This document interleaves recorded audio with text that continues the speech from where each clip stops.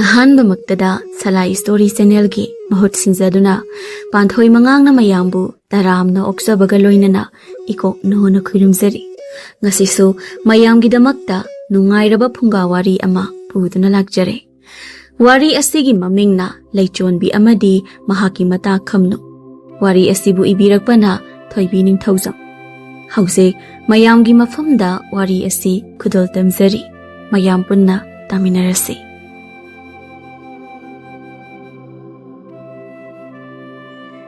Ningthau lan ngambagi macha ibungo atonba lan thaba ngasisu hanagumna magi marup poinubaga asengba nungsit chaba thogli iseng sengba atiyada tholakpa thajagumna lan thabagi mitmangda leisa amakhak leptuna noklibadu hek urure itaw poinuba mangda leplibi nura sibu kanabu oirigaba hoine phajaine Manakta leplibi sanajabi mataro asisu yengningba adum pokline ngasidi tanjare ipa ningthoksu konung thadoki aduna nusa ase kariming kawi salaine karino khangdoklaglasi aduna phagani marup isel anibu karigumbu wafam amatang hangjageba ibung ekhoido aibirabra mane kari hangbigadabano ibung lahana dilobikino Isal anigi minglenbu amuktang khangjaba yagadra nupi ani do yengnai lanthaba jamna sum khangjaningduna tawbane lana lawrabra isal anina lawdeda aigi budi Khamnu kawe isal ama sigina kari kawba masana oina pakhum pizarasanu ibung ai ita asigi minglendi haidoksaba ngamjaroi Nupi masa ani do kuning inaduna noki aigina Leichonbi kausayibung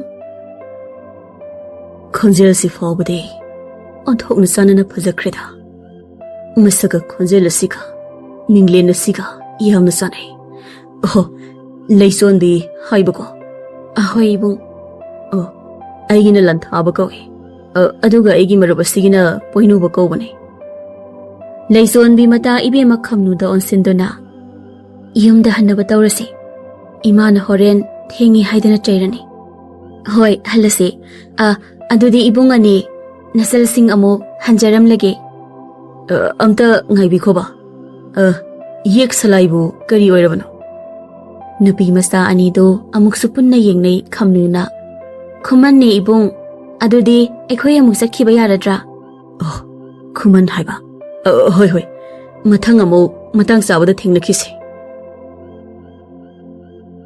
asumna namit adudagi lanthabana Leichonbi bo senajaba hawraklami Leichonbi na chatpa mapham khuding lanthabana khangdaba leisilaktre wahai oina nungsi haibadi hairamde adubo matau kayanadi haikre lanthabagi mawong matau pumna maksu Leichonbi na khanglami adubu nupi oina poklubana amadi lanthabana wahai oina phungdoraktabana tumin leirami ngasisu sana konungda hauba leihau leiren uzaudagi leirang amakhak hektuna lakle lanthaba khuman sintam singtamna hanagumna Leichonbi mata achandi Khamnuga thoglei ibungo lanthaba bu ubada maru lukna chatli lapna yengzari ibungo lanthabasu aduga mana heglakhiba leihau leiren adu la laton amana khazik yomsin leimaida thamki aduga maning handuna khazik lapna lepki nupi ani do tapna lai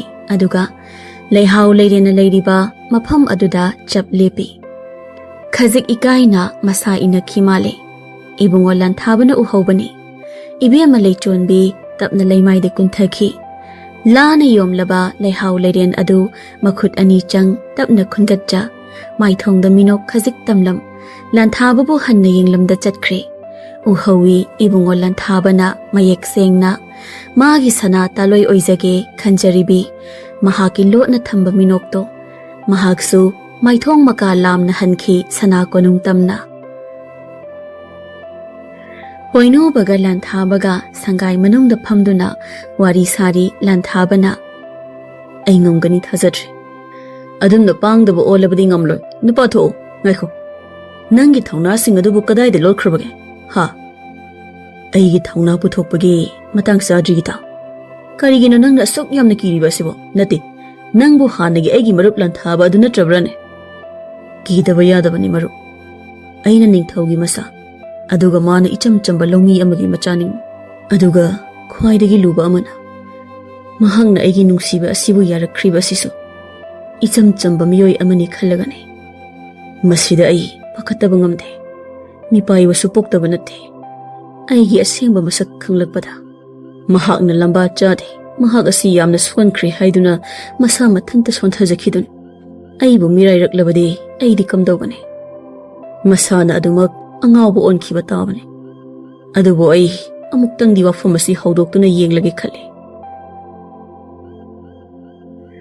Numit Karanigi Matunda, Leichonbi amadi Khamnu, Punna Patalagtuna, Taro Tambal Hiklami.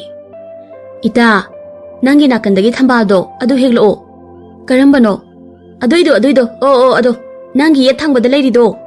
Sira, Sisira. Haima, Adu the lady do. Oh, Adudo. Nasidi, Taro Tamba, Siam the Patsanas Haligo. They tell the Puba the soy than a Mayam the Pamnarani. Hoi Khamnu. Nasidi, on talk no Pasanas Hatlimi. Kaino, Sagol Taropagi Makola Magatarita. Hoine, Kanala Pazano. Haima, Masidi, Nakogi Pamuba Manja, Mahagadunine. Aing hag unarukige, Nang Tambal Hiklamo. Haima, Masidi Pura Amatamnina.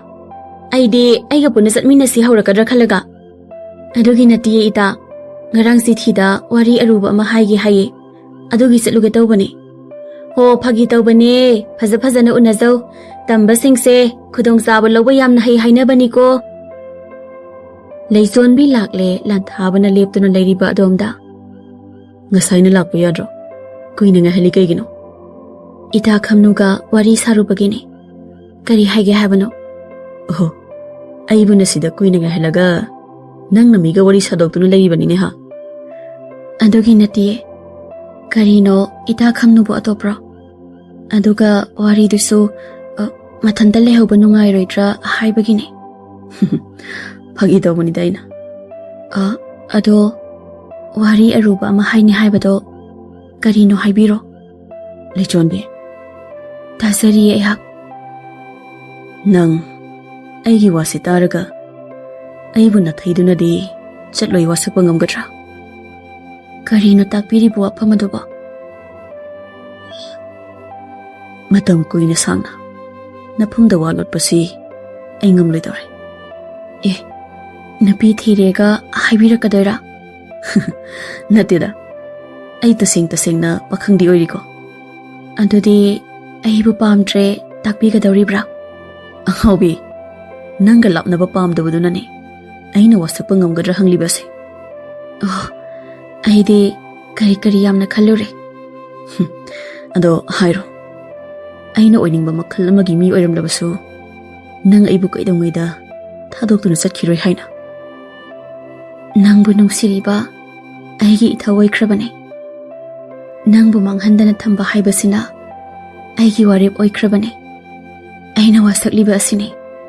Ay, kaidaw ngay daso, nahakot hatog na chatloy. Penjare lanthaba, adom na unaringay Khamnu na laurakpado tarai. Ayoy ma, sire! Nupa nupi animag iyeng thorakpada Khamnu pata tasinduna layramli. Hi honduna sanglakpa tamba aduna pata songthaduna Khamnu bu pata gi chingkhat pirami.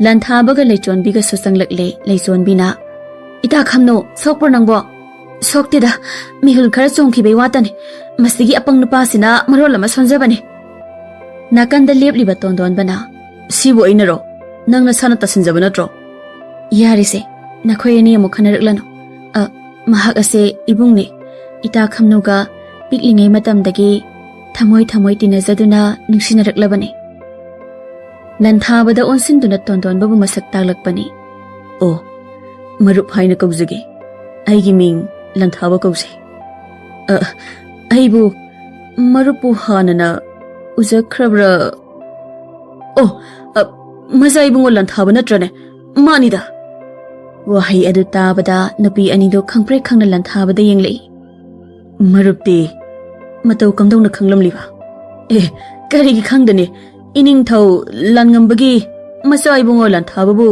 khangdaba kana leiram khigani khangjai na nai ahak adumna takpi gano marup haina adumak mingaunasi kari haiba ibungbu mazai bungo lan thabani haiba ko hoi ai mazai bungo lan thabani adugo isel ani gi samjaba matauda mangjauna na ai kanano isak ta khawdri Leichonbi taribra nangbo mazai bungo adumna kawganu ba hanagumna adumak aibu loinabiyo hanana aigi masak takpadi yarabane adugo na hakna ibu mirai khidra pakhatjabana losinduna misam sadum lerakpane adubu kuina na phamda lotpasu ai ngamdri asumba si hairage khanduna lakhibani ngasi ase Leichonbi aigi thawai oibi haujikti na hak aigi asengba masak asi khanglabanina aibu mirai ge khalabra adubu mazai bungo ai hakbu karamna mazai bungo ga punsi su palai minagani soidraba waphamni mazai bungo gi punsi dadi taloi masak henbi kaya kaya lakani haiba adubu madugi taloi mayam punna aigi ipureba oigadaba mahak adubu yena duna chaminnagadaba misak adudi aidi oiba pamde haiba khangliba natra mazai bungo su oh adugi oire phare adude ai ngasidi aigi punsigi ahan boina nafamda wasaklage ko punsi sina leiba makai aigi mitmangda leplibi thamoigi na khoida jabi thawaigi na pamu jabi aigi Leichonbi nahak nattaba topa nuja kana amagi chenglok saktam yengkhroi ko karigumba aina hairiba masigi tayonabada tawruklabadi punsi asima mafam marang khangdana mangjakhiba oisana masi ining thau langambagi macha atonba lanthaba igi wasakni nafamda mazai bungo nate ai hak thakta konung sagai chen thagadaba thabakti tawbigano angaubi karigi adumna hairi pumnamak nangi ne mase nahak punung shirubagi asumna matam khara amasu haurami ningthau konungdani ningthau langambagi macha ahal pam haiba amadi macha ningol yai maningthi sana amadi iton ton balan thaba punna kausinduna wari tawrami lei marembi khomlenbi na hairi imagi asauba pam haibana ima lei marembi ngasidi ima na phamda wahai khara hainingi takpiyu ima lei marembi nahak matik chare nachal amadi na naw ani sidi khajik nauri aduna nahak luhongnaba tawrasi asauba imagi athangde hitok phade nasana sem sajare hare adudi nahaki khangnajaba kanadi leiri hairo imana satuna isana pamjaba nupi masa ado haina biruraki isagi khoidajabi aduna ahan bataloi oiso ima leimrembi na haibiriba sibu nasabu wakhalama haima nangi khangnajabi kanano masakta o haibani ni asauba ngakpi gani ima leimrembi nasagi di kana amatabu leijadi ni ma kari wata no asauba asuk liraba na hagna haujik phawda khoidajabi kana amata su leiramdaba pangde da ibo na pa mande da nangase ipani thau ipagi bema imom sana ipaning thau ipa imom da muwa hange hekta hangbiyo ipaning thau imom gi su khoida jaba tamba kana leitribra ipaning thau hayu ipa tage ipaning thau nazagi di ai hakpu yamna luna tawbigadaba tamba mahak leijakhredo peli dana imom ai gining thi sanagi awasi tabada aya tomba ipaning thau nangi kamdoba ha nayam bungi ama thiringai nangi su yahora sirado ngapi gani ipaning thau nasa atonba ihakide ai hakna khoida jabi nujama bu leijakhre anthong na su thuna leiram midana tonba nayam bungdagi nangna han hongla sirane nasa ihakide akaiba kari su leijade aduda namawa tombido chahi khazik naujariba aduda ipaning thau Isagi wahaysi tabada pelidana. Hayo, imau atombi oigadabi mahagadabu masak karam tawi. Ipasu tagedana ha. Matauna kamdauba. Nang khara samlapna tamudana. Ipa Ningthau. Hayo, ipasu tage. Imau tombigi masak udrabasu isagi paudam na imaugi masak sagatuna uba phangbra yengge. Ipa Ningthau. Masakti nasana nuksijarubana rakhangde. Yamnamak hena phase. Masamsu yamna sangi. Khonjeldana karibu sangdam narugani. Kokilgumna tarikhei penaidi. Mangi sainona jum taringai. Ikai thebi mai thongi oigi napada khagele hau amaga thetkrabade thamoi asi uba thangba hek ngamdaba makhai nuksiyo pokhalli haibaduni. Adubu midi khajik pi ido. Anthok na yengning leda ipade. Isana amuktang konong asida puraktuna masak taklabade ipadi pen khraganidako. Ipa Ningthau na butakpirabade nasa nongma soidana pujaraki. Purau lairaba inak khunba ipada karisu thoidokte. Maru oiribade puksel chawba achumba chatpa thamoi shengba dutani. Adumna wari ngihak tawraba matungda mazai bunga pamhaiba tholaktuna chaksangda sanglei. Matam adu kanasu leiramde man aibe mamitlu natana. Janaba kharata semu mitlu.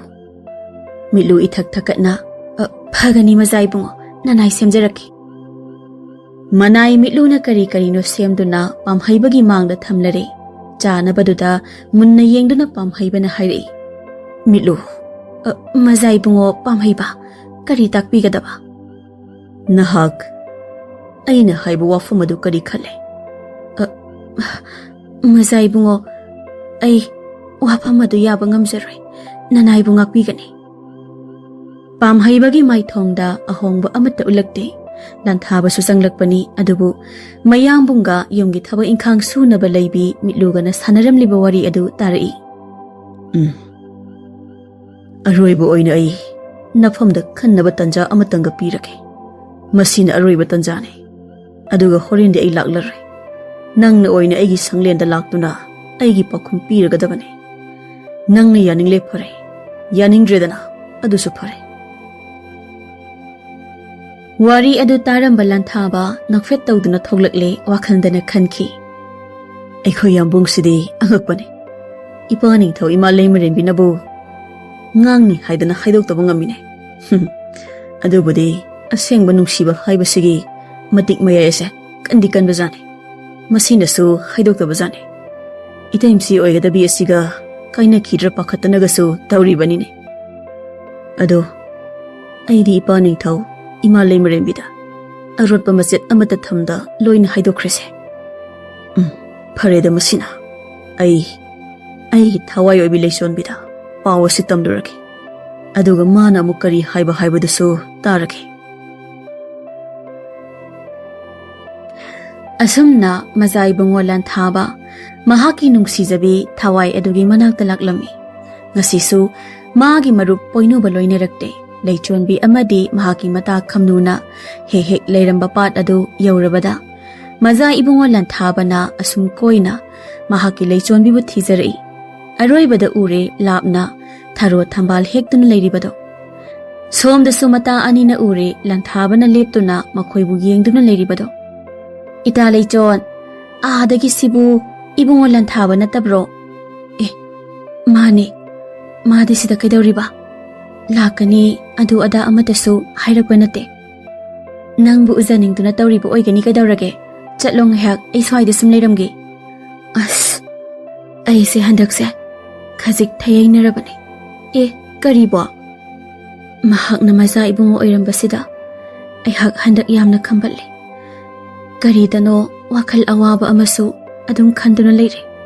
Haima karida khambaliba nangde nate ibungo asina Ningthau masani aduga nangna ipa lawmigi masani ngoni khanbadaro haiwani. Nateda adumna khanba oiramlabadi hena bu phagani khale. Koka ngauzaida wayamna phumdana ngangi nang handakse.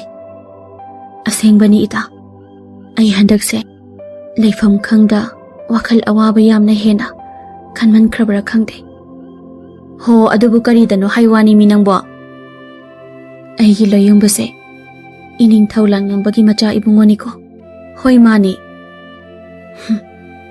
ining thaulang nambagi taloi tare ni leiribado natra chummi masidane aina pakhaliba matam amada mahaksu taloi kaya kaya mahaki punsida pusilaklabadi kamdauba mahakna taloi kaya ga mitmangda loina khibagi masak yenggadabagi mahut iseng sengna thamoi amatta longda ai khaktamak nungsibiduna thawai thakhibaduna hena pamba heli thamoi longdaba asengba nungsibagi mapu ada ai hak oiningi nang ase kanadabada wakhal yamna khali ibung lanthabana ita phajabi na hak khaktamakpu nungsiduna leigani haibase aigi achetpa thajabani adugi sumathakta ngahanta natro nafamda wasaklambado wakhal yamna khangadoi sarukne chatlo ibung lanthabase mathan khakta leptuna asomda yengdun leiri hoi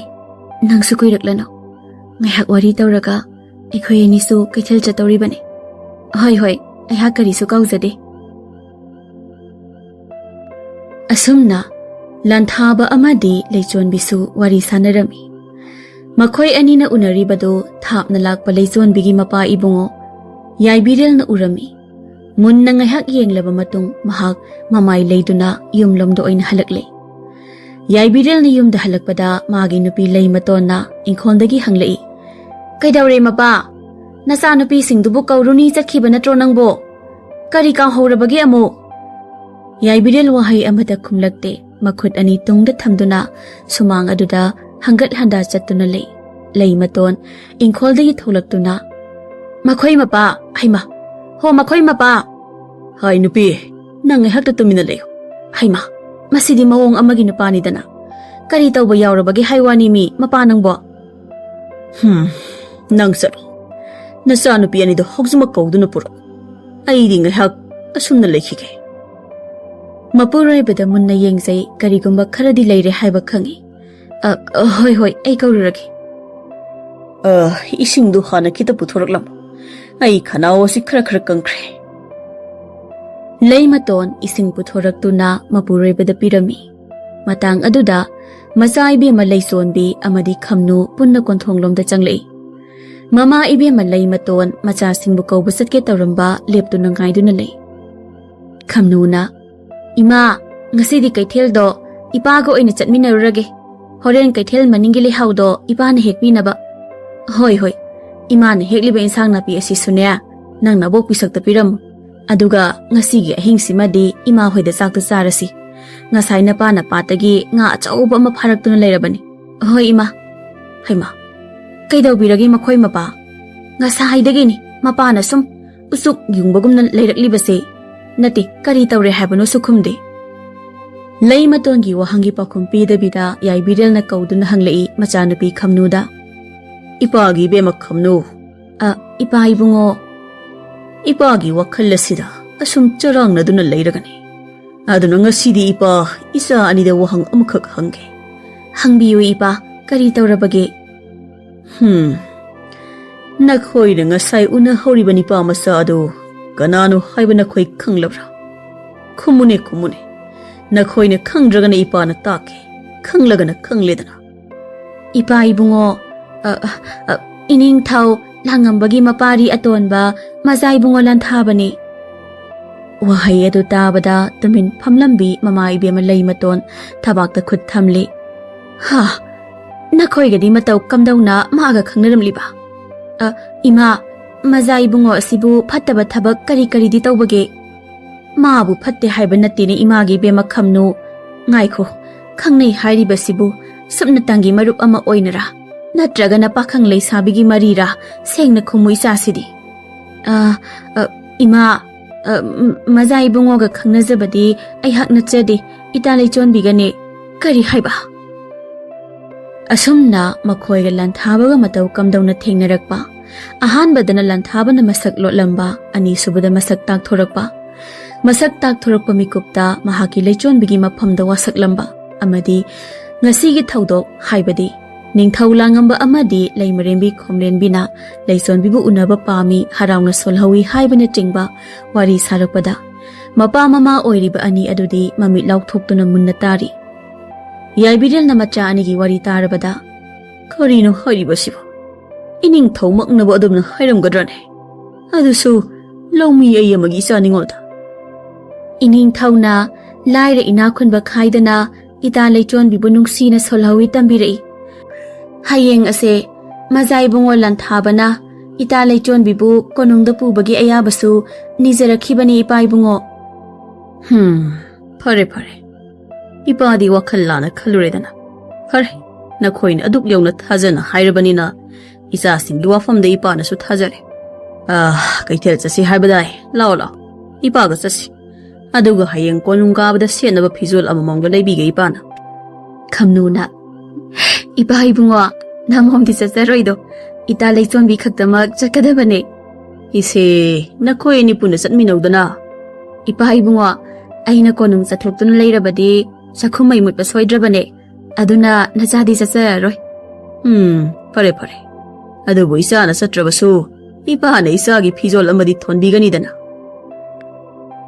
asumna namit adugi ahing adu punna cha ising chathokminare Khamnu su mayumda hanre ahing adu mata Leichonbiga punna tuminai mathangi numita lanthaba Leichonbibu loba laktuna konongda punna changminare matam aduda mayambung pamhaibadi leiramde mapa ningthau mama Leimarembi amadi masem siyauna punna phaminaduna wari tawramin Isadi kari ming kauba Ima Leimarembi nachagi mingdi Leichonbi kauze Onthok na phazare da isadi Isani pana saithabadagi hena ningthije Ima Leimarembi na nungsibibanani Isil inaudi kaya suba yek na karino Ima ipadi kari hotnari Ima Leimarembi isil inaw ani suzade adubu isi sakpi ita amakhakti reije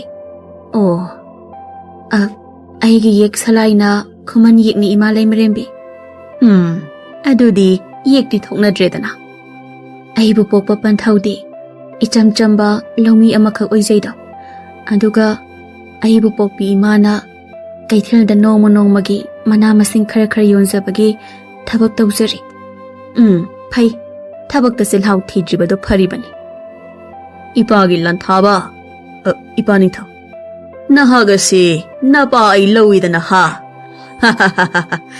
napi khanbadi napa ingondagi karisu tade ipani thaw ining thaw karino ngarangdi khulda sakani takpi khibadai aduga asum phamdoktuna leibire ihe aidi pung kaw redana matambu kayam thengkhrabage ngali ima woigada bibe masi ubada aine thabaka chathongningrabani wari oina adum saduna leiningle Ningthaugi isam chamthokpa matau amadi Leimarembigi asengba thamoi masakta Leichonbi ikoi jaramba adu kharadi phaki Leibaki ningthaunabu asuk chamthokpa khanduna pukningda thagachai asumna Leichonbina konungda leiringai Khamnu pada kumduna tharo thambal heklami mathanta matang aduda mazai bungo pamphaibasu manai ama loinaduna pat phauduna lakpani is thokna su phajareda tharo thambal mayamusidi Pati singasina asuk luriba karino iboba asibu nangbu ubrane mazai bungo kari oirabano hai ada tharo thambal marakta hi hondra leibi nupi asibu nangbu ubrane uzai mazai bungo is masidi kari khupajano hai iboba nang taseng namuki nupi asi udi uiko uzai ai ha uzai ibungo mazai bungo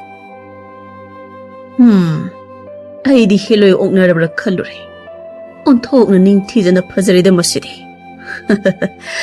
masina ga egi taloi oirabadi ai di laibukta thambal satrabasu yaridana ibo hai konung hankhigumsi ngai haktum yengthoksi matawas tanjabu phanglabadi wari su sanarakpa yaidana adu oiragana mazai bungo nanai hekda kaujara haibra Kaugano matawasi su yengbada hanadum nungairi ngahak yenglaga leithoklasi Asumna mazai bungo pam haibana Khamnubu lapna lona yengjarami.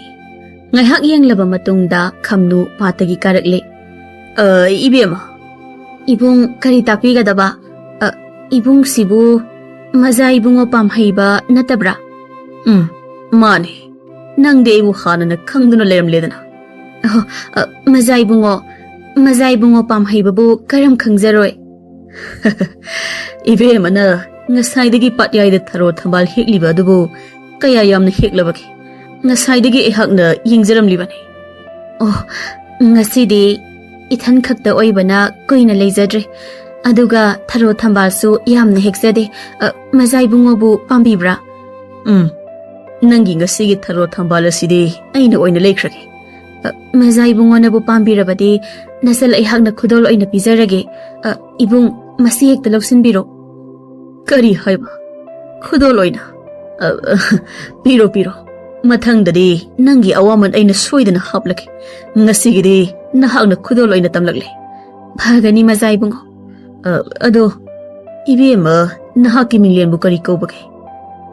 Ibung ayhaki imingde Khamnu kauze. Khamnu haiba. Yamna phase. Adudi Khamnu. Ai noma amuk lake nahak punaba. Yagadra. Ibungo na lakpiningba matamda adum lakpiyo. Adudi ibungo nasalamu hajaram lage. Aina lakningba matamda haiba. Hoi. Fazana ningthina chalo. Nungsa ase yamna ka hena samankre. Lambi lamkhangda tangja thoklagani. Asumna Khamnu mayum lambi da lakle. Lambi lamkhangdagi tondonbaga punna wari tawduna nok-noktuna chatkhi. Asomda mitpham hongda yengduna leiramba mazai bungo pam haiba mamit khutak tawri. Iboba. Takpiyo ibungo. Lapna inakriba tamba sikanano haibado nangna thijalo. Athouba matamda nupi masa asigi mari makhongso ibu khangalo. Hagani ibungo. Asumna namit adugi ahingdani nupi masa anidu piklaba phamung masa aduda longna hiptuna wari tawrami. Kamdauba noba. Yamna phase. Makhoigi konungdubu nangbu sinba thungna chatuna yenglakprone. Yenglakteda. Aduga mataw kamdawna phajariba. Leihoriba iningthau amadi leimarembi. Mazai bema pumnamak thamoising. Makhoigi thamoisingba minungsi khangba mataw mayamduna konongdo iphada phaja thokre. Leichonbi ngasai mazai bunga pam haibado patalaklami. Kaidawba made. Addi khangdiye. Ado aini hekba tharo thambal singdo leige hayi. Aina khudol oina tamkhrabani. Matung amuksu thengnasi hairami. Patki tharo thambal yengbalak po oirambasu yaida. Sana konongdana kamdauri. Lanthaba pukning penjana. Maithong maka lamna leiri. Athengba ahingna do ngasidi thabal phai.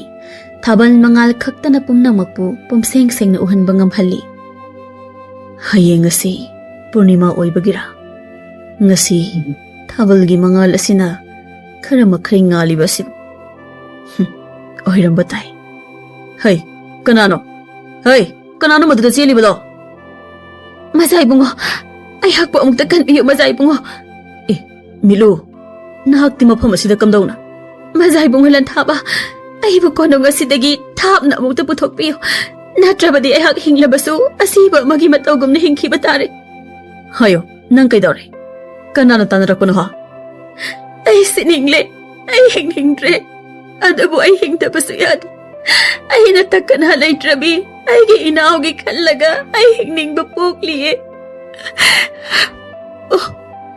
Tawalida na. Lahay rabi ay gimapusin. Imay paso na unakainak. Piglibi inahuboy sabi. Ay gilay bagasing asidi. Asang basam lusilagle. Yetat hangi tingkang.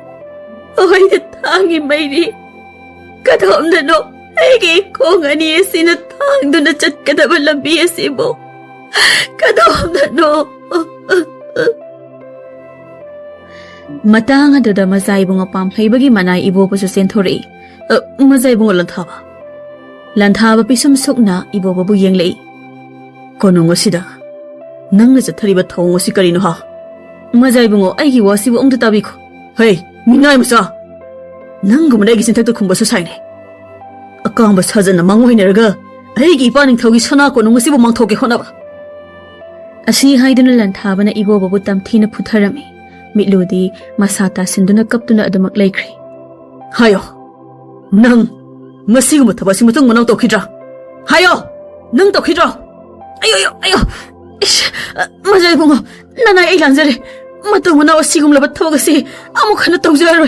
나나의 학 란자리 맞아요, 붕어. ꯑꯗꯨꯝꯅ ꯂꯟꯊꯥꯕꯅ ꯏꯕꯣꯕꯕꯨ ꯐꯨꯔꯤꯕꯗꯨ ꯑꯃꯝꯕ ꯃꯔꯨꯝ ꯑꯗꯣꯝꯗꯒꯤ ꯀꯅꯥꯒꯨꯝꯕ ꯑꯃꯅ ꯃꯃꯤꯠ ꯈꯥꯅ ꯌꯦꯡꯗꯨꯅ ꯂꯩꯔꯝꯈꯤ ꯃꯊꯪꯒꯤ ꯑꯌꯨꯛ ꯑꯉꯟꯕꯗꯅꯤ ꯏꯕꯣꯕ ꯃꯈꯣꯡ ꯃꯈꯨꯠ ꯄꯨꯟꯗꯨꯅ ꯏꯅꯤꯡꯊꯧ ꯑꯃꯗꯤ ꯂꯩꯃꯔꯦꯝꯕꯤꯒꯤ ꯃꯥꯡꯗ ꯇꯥꯔꯦ ꯃꯤꯠꯂꯨꯅ ꯄꯥꯈꯠꯅ ꯃꯇꯥꯏ ꯑꯣꯏꯔꯞ ꯂꯩꯖꯩ ꯄꯥꯝꯍꯩꯕꯒ ꯅꯤꯡꯊꯤ ꯁꯅꯥꯒꯁꯨ ꯀꯔꯤꯅꯣ ꯈꯟꯅ ꯌꯦꯡꯂꯤ ꯋꯥꯈꯜ ꯇꯥꯗ ꯂꯟꯊꯥꯕꯅ ꯁꯥꯎꯅ ꯍꯥꯏꯔꯛꯏ ꯏꯄꯥ ꯅꯤꯡꯊꯧ ꯏꯃꯥ ꯂꯩꯃꯔꯦꯝꯕꯤ ꯑꯅꯤꯕꯨ ꯄꯨꯅꯦꯝꯖꯔꯤ ꯀꯔꯤꯅꯣ ꯇꯧꯔꯤꯕ ꯁꯤꯕꯨ ꯏꯄꯥꯒꯤ ꯂꯟꯊꯥꯕ ꯏꯄꯥ ꯅꯤꯡꯊꯧ ꯑꯩꯍꯥꯛ ꯑꯁꯤꯒꯨꯝꯕ ꯇꯨꯀꯠꯆꯅꯤꯡꯉꯥꯏ ꯑꯣꯏꯔꯕ ꯃꯔꯝꯆꯠ ꯑꯁꯤꯕꯨ ꯍꯩꯅꯗꯦ ꯃꯈꯥ ꯇꯥꯎ ꯏꯄꯥꯒꯤ ꯏꯕꯨꯡꯉꯣ ꯑꯁꯨꯛ ꯆꯝꯖꯔꯕꯤ ꯀꯣꯅꯨꯡ ꯑꯁꯤꯗ ꯊꯥꯖꯅ ꯂꯥꯛꯆꯔꯤꯕꯤ ꯅꯨꯄꯤ ꯃꯆꯥ ꯑꯁꯤꯕꯨ ꯃꯍꯥꯛꯅ ꯍꯟꯖꯤꯟ ꯍꯟꯖꯤꯟ ꯀꯅꯥ ꯂꯩꯇꯕꯒꯤ ꯈꯨꯗꯣꯡꯆꯥꯕ ꯂꯧꯅꯕ ꯍꯣꯠꯅꯕ ꯑꯗꯨꯁꯨ ꯀꯣꯅꯨꯡ ꯑꯁꯤꯃꯛꯇꯗ ꯃꯁꯤ ꯀꯣꯅꯨꯡ ꯑꯁꯤꯕꯨ ꯃꯥꯅ ꯎꯁꯤꯠꯇꯕꯅꯤ ꯃꯄꯨꯟꯁꯤ ꯆꯨꯞꯄ ꯆꯩꯔꯥꯛ ꯄꯤꯕꯤꯌꯨ ꯏꯄꯥ ꯅꯤꯡꯊꯧ ꯑꯁꯨꯝꯅ ꯉꯔꯥꯡ ꯊꯣꯛꯈꯤꯕ ꯋꯥꯔꯤ ꯑꯃꯗꯤ ꯃꯤꯠꯂꯨꯒꯤ ꯄꯥꯎꯗꯝ ꯄꯨꯝꯕ ꯃꯄꯥ ꯅꯤꯡꯊꯧꯗ ꯇꯝꯂꯝꯃꯤ ꯃꯗꯨ ꯇꯥꯕꯗ ꯅꯤꯡꯊꯧ ꯁꯥꯎꯔꯛꯂꯤ ꯃꯇꯝ ꯑꯗꯨꯗ ꯏꯕꯣꯕꯗꯤ ꯂꯟꯊꯥꯕꯅ ꯐꯨꯈꯤꯕꯒꯤ ꯋꯥꯍꯩ ꯑꯃ ꯀꯥꯡꯕ ꯉꯝꯗ ꯇꯥꯗꯨꯅ ꯂꯩꯈ꯭ꯔꯕꯅꯤ ꯑꯆꯠꯆꯥ ꯂꯥꯛꯆꯩꯗ ꯄꯥꯝꯍꯩꯕꯁꯨ ꯁꯥꯎꯅ ꯏꯄꯥ ꯅꯤꯡꯊꯧ ꯑꯁꯤꯒꯨꯝꯂꯕ ꯃꯔꯝ ꯆꯠꯂꯨꯗꯕ ꯃꯤꯁꯛ ꯑꯁꯤꯗꯤ ꯀꯣꯅꯨꯡ ꯑꯁꯤꯗꯒꯤ ꯊꯥꯞꯅ ꯊꯝꯗꯨꯅ ꯆꯩꯔꯥꯛ ꯄꯤꯒꯗꯕꯅꯤ ꯃꯥꯕꯨ ꯃꯇꯤꯛ ꯆꯥꯕ ꯆꯩꯔꯥꯛ ꯐꯪꯍꯟꯕꯤꯌꯨ ꯏꯄꯥ ꯅꯤꯡꯊꯧ ꯂꯟꯊꯥꯕꯁꯨ ꯃꯌꯥꯝꯕꯨꯡꯗ ꯌꯦꯡꯂꯛꯏ ꯄꯥꯝꯍꯩꯕꯁꯨ ꯃꯅꯥꯎ ꯏꯕꯨꯡꯉꯣ ꯂꯟꯊꯥꯕꯗ ꯌꯦꯡꯂꯛꯄꯗ ꯃꯤꯆꯥꯅꯩ ꯄꯥꯝꯍꯩꯕ ꯃꯃꯥꯏ ꯂꯨꯞꯊꯈꯤ ꯂꯟꯊꯥꯕꯅ ꯈꯪꯂꯦ ꯃꯗꯨꯗꯤ ꯃꯤꯠꯂꯨ ꯑꯁꯤ ꯃꯌꯥꯝꯕꯨꯡꯅ ꯅꯨꯡꯁꯤꯖꯈꯤꯕꯅꯤ ꯑꯗꯨꯅ ꯉꯁꯤ ꯊꯣꯛꯂꯤꯕ ꯊꯧꯗꯣꯛ ꯑꯁꯤꯗ ꯃꯌꯥꯝꯕꯨꯡ ꯊꯃꯣꯏ ꯁꯥꯊꯤꯅ ꯁꯣꯛꯂꯦ ꯍꯥꯏꯕ ꯑꯗꯨꯕꯨ ꯃꯍꯥꯛꯅꯁꯨ ꯋꯥꯍꯩ ꯑꯃꯠꯇꯗꯤ ꯀꯥꯡꯈꯤꯗ꯭ꯔꯦ ꯑꯁꯨꯝꯅ ꯃꯇꯝ ꯈꯔ ꯍꯧꯖꯤꯟꯈ꯭ꯔꯦ ꯃꯇꯥ ꯏꯕꯦꯝꯃ ꯂꯩꯆꯣꯟꯕꯤ ꯈꯝꯅꯨꯒꯤ ꯃꯌꯨꯝ ꯇꯝꯅ ꯀꯟꯅ ꯆꯦꯜꯂꯛꯏ ꯁꯨꯃꯥꯡ ꯂꯥꯟꯁꯤꯜꯂꯛꯄꯗ ꯎꯔꯦ ꯈꯝꯅꯨ ꯃꯥꯡꯒꯣꯜꯒꯤ ꯙꯔꯤꯗ ꯐꯝꯗꯨꯅ ꯃꯪꯗꯨꯅ ꯂꯩꯔꯝꯕꯗꯣ ꯂꯩꯆꯣꯟꯕꯤ ꯆꯪꯂꯛꯇꯨꯅ ꯏꯗꯥ ꯈꯝꯅꯨ ꯀꯣꯅꯨꯡꯒꯤ ꯃꯤ ꯂꯥꯛꯂꯝꯃꯤ ꯍꯥꯏꯔꯤꯕ ꯑꯁꯤꯕꯨ ꯑꯆꯨꯝꯕ꯭ꯔꯥ ꯀꯔꯤ ꯍꯥꯏꯔꯝꯂꯤꯕꯅꯣ ꯑꯩꯕꯨ ꯃꯖꯥ ꯏꯕꯨꯡꯉꯣ ꯄꯥꯝꯍꯩꯕꯒꯤ ꯍꯥꯏꯕ ꯂꯥꯛꯂꯝꯕꯅꯤ ꯀꯔꯤ ꯍꯥꯏꯕ ꯏꯇꯥ ꯅꯪꯗꯤ ꯀꯔꯤ ꯈꯨꯝꯈꯤ ꯑꯩꯅꯕꯨ ꯀꯔꯤ ꯍꯥꯏꯔꯨꯅꯤ ꯍꯥꯏꯕꯒꯦ ꯂꯥꯏꯔꯕꯤ ꯂꯝꯖꯥ ꯅꯨꯄꯤ ꯑꯩꯒꯤꯗꯤ ꯂꯦꯞꯄꯤꯅꯕ ꯀꯅꯥ ꯑꯃꯠꯇ ꯂꯩꯇꯦ ꯈꯪꯂꯤꯕ ꯅꯠꯇ꯭ꯔ ꯏꯇꯥ ꯅꯪꯁꯨ ꯏꯕꯨꯡ ꯇꯣꯟꯗꯣꯟꯕꯗꯤ ꯈꯪꯂꯕ꯭ꯔꯥ ꯋꯥꯐꯝ ꯑꯁꯦ ꯀꯨꯏꯈ꯭ꯔꯦ ꯑꯍꯥꯟꯕ ꯑꯣꯏꯅ ꯃꯖꯥ ꯏꯕꯨꯡꯉꯣꯅ ꯏꯐꯝꯗ ꯃꯍꯥꯛꯀꯤ ꯊꯃꯣꯏꯒꯤ ꯋꯥ ꯄꯥꯎꯃꯤꯜꯂꯝꯕ ꯅꯨꯃꯤꯠꯇꯨꯗꯒꯤ ꯍꯧꯅ ꯈꯪꯈ꯭ꯔꯕꯅꯤ ꯋꯥꯔꯤ ꯄꯨꯝꯕ ꯇꯣꯜꯂꯦ ꯌꯥꯝꯅ ꯃꯄꯣꯛ ꯑꯁꯤ ꯂꯥꯏꯔꯕꯤ ꯑꯣꯏꯅ ꯄꯣꯛꯄꯗ ꯅꯠꯇ ꯂꯝꯆꯥ ꯑꯃ ꯑꯣꯏꯅꯁꯨ ꯄꯣꯛꯄꯤꯕ ꯄꯨꯟꯁꯤꯁꯦ ꯑꯁꯨꯝꯅ ꯀꯪꯍꯧꯅꯕ ꯂꯝꯕꯤ ꯑꯃꯗ ꯊꯥꯡꯂꯛꯀꯅꯤ ꯍꯥꯏꯕꯗꯤ ꯄꯨꯟꯁꯤꯗ ꯈꯜꯂꯨꯗꯦ ꯑꯩꯁꯨ ꯀꯔꯤ ꯍꯥꯏꯒꯗꯕꯅꯣ ꯈꯪꯗ꯭ꯔꯦ ꯑꯗꯨꯕꯨ ꯏꯕꯨꯡ ꯇꯣꯟꯗꯣꯟꯕꯒ ꯋꯥꯔꯤ ꯑꯃꯠꯇꯗꯤ ꯁꯦꯡꯗꯣꯛꯅꯍꯧ ꯂꯥꯟꯅ ꯂꯧꯅꯈꯤꯅꯤ ꯃꯥꯒ ꯑꯩꯒꯕꯨ ꯀꯔꯤ ꯋꯥꯔꯤ ꯁꯦꯡꯗꯣꯛꯅꯒꯗꯕ ꯂꯩꯔꯤꯕꯒꯦ ꯃꯍꯥꯛꯀꯤ ꯑꯣꯏꯕ ꯋꯥꯐꯝꯗꯤ ꯉꯍꯥꯟꯅ ꯍꯥꯏꯔꯝꯈ꯭ꯔꯦ ꯏꯐꯝꯗ ꯀꯔꯤ ꯋꯥꯐꯝ ꯍꯥꯏꯔꯝꯂꯤꯕ ꯅꯕꯨꯡꯗꯣ ꯌꯥꯝꯅ ꯐꯠꯇꯦ ꯂꯩꯆꯣꯟꯕꯤ ꯃꯥꯅ ꯑꯩꯕꯨ ꯌꯥꯝꯅ ꯋꯥꯍꯜꯂꯦ ꯀꯔꯤꯒꯤꯅꯣ ꯑꯁꯨꯛ ꯃꯥꯅ ꯊꯃꯣꯏ ꯀꯟꯕ ꯃꯤꯁꯛ ꯑꯃ ꯑꯣꯏꯔꯝꯂꯤꯕ ꯑꯁꯤꯕꯨ ꯑꯩꯕꯨ ꯊꯃꯣꯏ ꯑꯁꯦ ꯀꯥꯏꯗꯨꯅ ꯄꯨꯟꯁꯤ ꯆꯨꯞꯄ ꯀꯣꯅꯨꯡꯗ ꯂꯩꯈ꯭ꯔꯣ ꯍꯥꯏꯕ ꯉꯝꯕ ꯃꯍꯥꯛꯅꯦ ꯏꯕꯨꯡꯃꯛꯅꯕꯨ ꯑꯗꯨꯝꯅ ꯃꯖꯥ ꯏꯕꯨꯡꯉꯣ ꯄꯥꯝꯍꯩꯕ ꯐꯠꯇꯦ ꯍꯥꯏꯕꯗꯤ ꯅꯠꯇꯦ ꯑꯃꯔꯣꯝꯗ ꯑꯩꯒꯨꯝꯕꯤ ꯑꯃꯅ ꯃꯖꯥ ꯏꯕꯨꯡꯉꯣꯕꯨ ꯐꯪꯖꯕꯗꯤ ꯂꯥꯏꯕꯛ ꯐꯕꯤꯅꯤ ꯑꯗꯨꯕꯨ ꯏꯇꯥ ꯅꯨꯡꯁꯤꯕꯒꯤ ꯃꯇꯥꯡ ꯑꯁꯤꯗꯗꯤ ꯑꯩ ꯂꯥꯏꯕꯛ ꯐꯕꯤ ꯃꯍꯥꯛ ꯑꯗꯨꯁꯨ ꯑꯣꯏꯅꯤꯡꯕ ꯄꯣꯛꯂꯛꯇ꯭ꯔꯦ ꯂꯥꯏꯔꯕ ꯂꯨꯈ꯭ꯔꯥ ꯃꯆꯥ ꯅꯕꯨꯡ ꯑꯗꯨꯕꯨ ꯍꯦꯟꯕ ꯀꯅꯥ ꯑꯃ ꯑꯩꯒꯤ ꯃꯤꯠꯇ ꯎꯒꯦꯁꯨ ꯐꯪꯗꯦ ꯑꯗꯨꯕꯨ ꯑꯁꯨꯛ ꯂꯨꯔꯕ ꯇꯟꯖꯥ ꯑꯁꯤꯗ ꯅꯕꯨꯡ ꯑꯗꯨꯅꯗꯤ ꯑꯩꯕꯨ ꯑꯩꯅ ꯏꯟꯊꯣꯛꯄꯤꯔꯦ꯫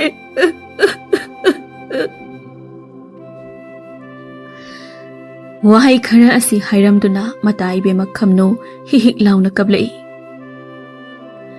ꯃꯆꯥꯅ ꯄꯥꯝꯖꯕꯤ ꯅꯨꯄꯤ ꯑꯗꯨ ꯈꯨꯠ ꯊꯤꯟꯗꯨꯅ ꯇꯥꯛꯂꯕꯗ ꯅꯤꯡꯊꯧꯅ ꯃꯤ ꯊꯥꯗꯣꯛꯇꯨꯅ ꯅꯨꯄꯤ ꯃꯆꯥ ꯑꯗꯨꯒꯤ ꯃꯔꯝꯗ ꯄꯥꯎ ꯂꯧꯕꯗꯒꯤ ꯈꯪꯕ ꯉꯝꯂꯦ ꯃꯗꯨꯗꯤ ꯂꯝꯖꯥ ꯏꯕꯦꯝꯃ ꯈꯝꯅꯨꯒꯤ ꯈꯣꯏꯗꯥꯖꯕ ꯅꯨꯡꯁꯤꯅꯖꯕ ꯀꯅꯥ ꯑꯃ ꯂꯩꯔꯝꯂꯦ ꯍꯥꯏꯕ꯫ ꯃꯤꯁꯛ ꯑꯗꯨ ꯀꯅꯥꯅꯣ ꯌꯦꯡꯂꯨꯕꯗꯁꯨ ꯈꯪꯕ ꯉꯝꯂꯛꯏ꯫ ꯀꯣꯅꯨꯡ ꯑꯗꯨꯗ ꯍꯦꯛ ꯍꯦꯛ ꯊꯕꯛ ꯁꯨꯕ ꯂꯥꯛꯄꯤ ꯂꯨꯈ꯭ꯔꯥꯕꯤ ꯆꯤꯡꯍꯤ ꯁꯅꯥꯒꯤ ꯃꯆꯥ ꯏꯕꯨꯡꯉꯣꯅꯤ ꯍꯥꯏꯕ꯫ ꯈꯨꯗꯛꯇ ꯃꯤ ꯊꯥꯗꯣꯛꯇꯨꯅ ꯇꯣꯟꯗꯣꯟꯕꯕꯨ ꯀꯧꯍꯜꯂꯨꯏ꯫ ꯇꯣꯟꯗꯣꯟꯕꯅ ꯂꯦꯞꯂꯕꯗ ꯍꯥꯏꯔꯛꯏ ꯂꯥꯟꯉꯝꯕ, "ꯇꯣꯟꯗꯣꯟꯕ, ꯏꯅꯤꯡꯊꯧ, ꯑꯩ ꯈꯪꯏ ꯅꯍꯥꯛ ꯑꯃꯗꯤ ꯏꯕꯦꯝꯃ ꯈꯝꯅꯨꯒꯤ ꯃꯔꯤ."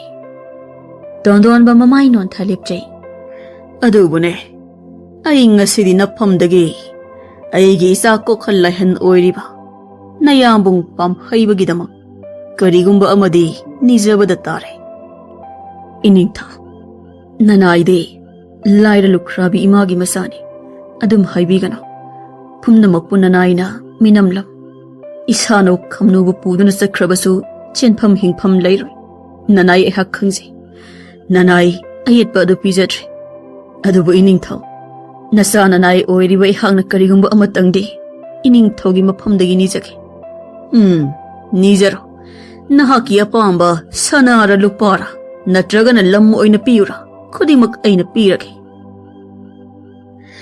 ꯇꯣꯟꯗꯣꯟꯕ ꯃꯔꯨ ꯂꯨꯛꯊꯗꯨꯅ ꯍꯥꯏꯖꯔꯛꯂꯝꯃꯤ꯫ "ꯏꯅꯤꯡꯊꯧ, ꯅꯅꯥꯏ ꯑꯩꯍꯥꯛ ꯁꯅꯥ ꯂꯨꯄꯥ ꯑꯃꯠꯇ ꯄꯥꯝꯖꯗꯦ꯫ ꯂꯥꯏꯔꯕꯤ ꯃꯍꯥꯛ ꯑꯗꯣ ꯅꯨꯡꯉꯥꯏꯕ ꯀꯔꯤꯅꯣ ꯃꯁꯛ ꯈꯪꯖꯔꯛꯇ꯭ꯔꯕꯤꯅꯤ꯫ ꯉꯁꯤꯗꯒꯤ ꯏꯆꯟꯃꯛꯅꯤ ꯈꯟꯖꯈ꯭ꯔꯕꯤ ꯃꯍꯥꯛꯄꯨ ꯃꯃꯤꯠꯇꯒꯤ ꯃꯄꯤ ꯃꯔꯤꯛ ꯑꯃ ꯐꯥꯎꯕ ꯇꯥꯍꯟꯗꯅ ꯅꯨꯡꯉꯥꯏꯅ ꯊꯝꯕꯤꯌꯨ ꯍꯥꯏꯕ ꯑꯁꯤꯈꯛ ꯏꯅꯤꯡꯊꯧꯒꯤ ꯃꯐꯝꯗꯒꯤ ꯅꯤꯖꯒꯦ꯫ ꯃꯗꯨꯃꯛ ꯅꯤꯡꯊꯧ ꯑꯣꯏꯅ ꯄꯤꯔꯕꯅꯤ꯫ ꯂꯥꯛꯀꯗꯧꯔꯤꯕ ꯏꯃꯧ ꯑꯗꯨꯒꯤ ꯃꯃꯤꯠꯇꯒꯤ ꯃꯄꯤ ꯏꯔꯤꯛ ꯑꯃꯠꯇ ꯇꯥꯍꯜꯂꯣꯏ." ꯇꯣꯟꯗꯣꯟꯕ ꯅꯣꯛꯐꯦꯠ ꯇꯧꯖꯔꯛꯏ꯫ ꯀꯣꯅꯨꯡꯗꯒꯤ ꯊꯣꯛꯂꯛꯂꯤ꯫ ꯀꯣꯅꯨꯡ ꯋꯥꯡꯃꯒꯤ ꯆꯤꯗꯥꯏ ꯑꯃꯗ ꯐꯝꯗꯨꯅ ꯄꯦꯟꯅ ꯀꯞꯄꯤ ꯇꯣꯟꯗꯣꯟꯕ꯫ "ꯑꯩꯒꯤ ꯈꯝꯅꯨ, ꯅꯍꯥꯛ ꯑꯩꯕꯨꯗꯤ ꯋꯥꯔꯧꯒꯅꯨꯀꯣ꯫ ꯂꯥꯏꯔꯕ ꯂꯨꯈ꯭ꯔꯥꯕꯤ ꯃꯆꯥ ꯑꯩꯅ ꯅꯍꯥꯛꯀꯤꯗꯃꯛꯇ ꯄꯥꯝꯕꯣꯝ ꯇꯤꯡꯕ ꯉꯝꯂꯣꯏꯗꯧꯔꯤ꯫ ꯑꯩ ꯂꯥꯜꯂꯦ ꯈꯝꯅꯨ, ꯅꯍꯥꯛꯀꯤ ꯅꯨꯡꯁꯤꯕ ꯃꯤꯔꯥꯏꯕꯒꯤ ꯑꯩ ꯂꯥꯜꯂꯦ ꯈꯝꯅꯨ."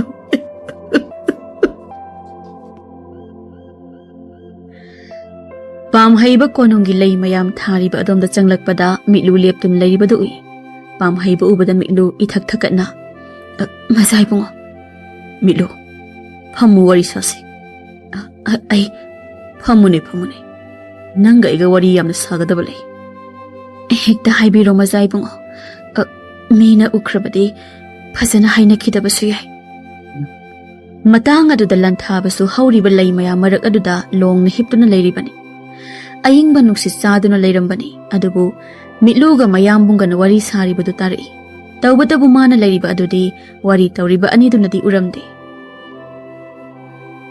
"ꯅꯪ ꯉꯁꯤ ꯑꯅꯝꯗꯤ ꯐꯖꯅ ꯀꯜꯂꯤꯗꯅ ꯃꯤꯠꯂꯨ." "ꯃꯆꯥ ꯏꯕꯨꯡꯉꯣ ꯄꯥꯝꯍꯩꯕ, ꯁꯣꯝ ꯂꯨꯍꯣꯡꯗꯧꯕ ꯆꯌꯣꯜ ꯑꯃꯠꯇꯃꯛ ꯉꯥꯏꯔꯕꯅꯤ, ꯑꯗꯨꯝꯅ ꯇꯧꯕꯤꯒꯅꯨꯕ."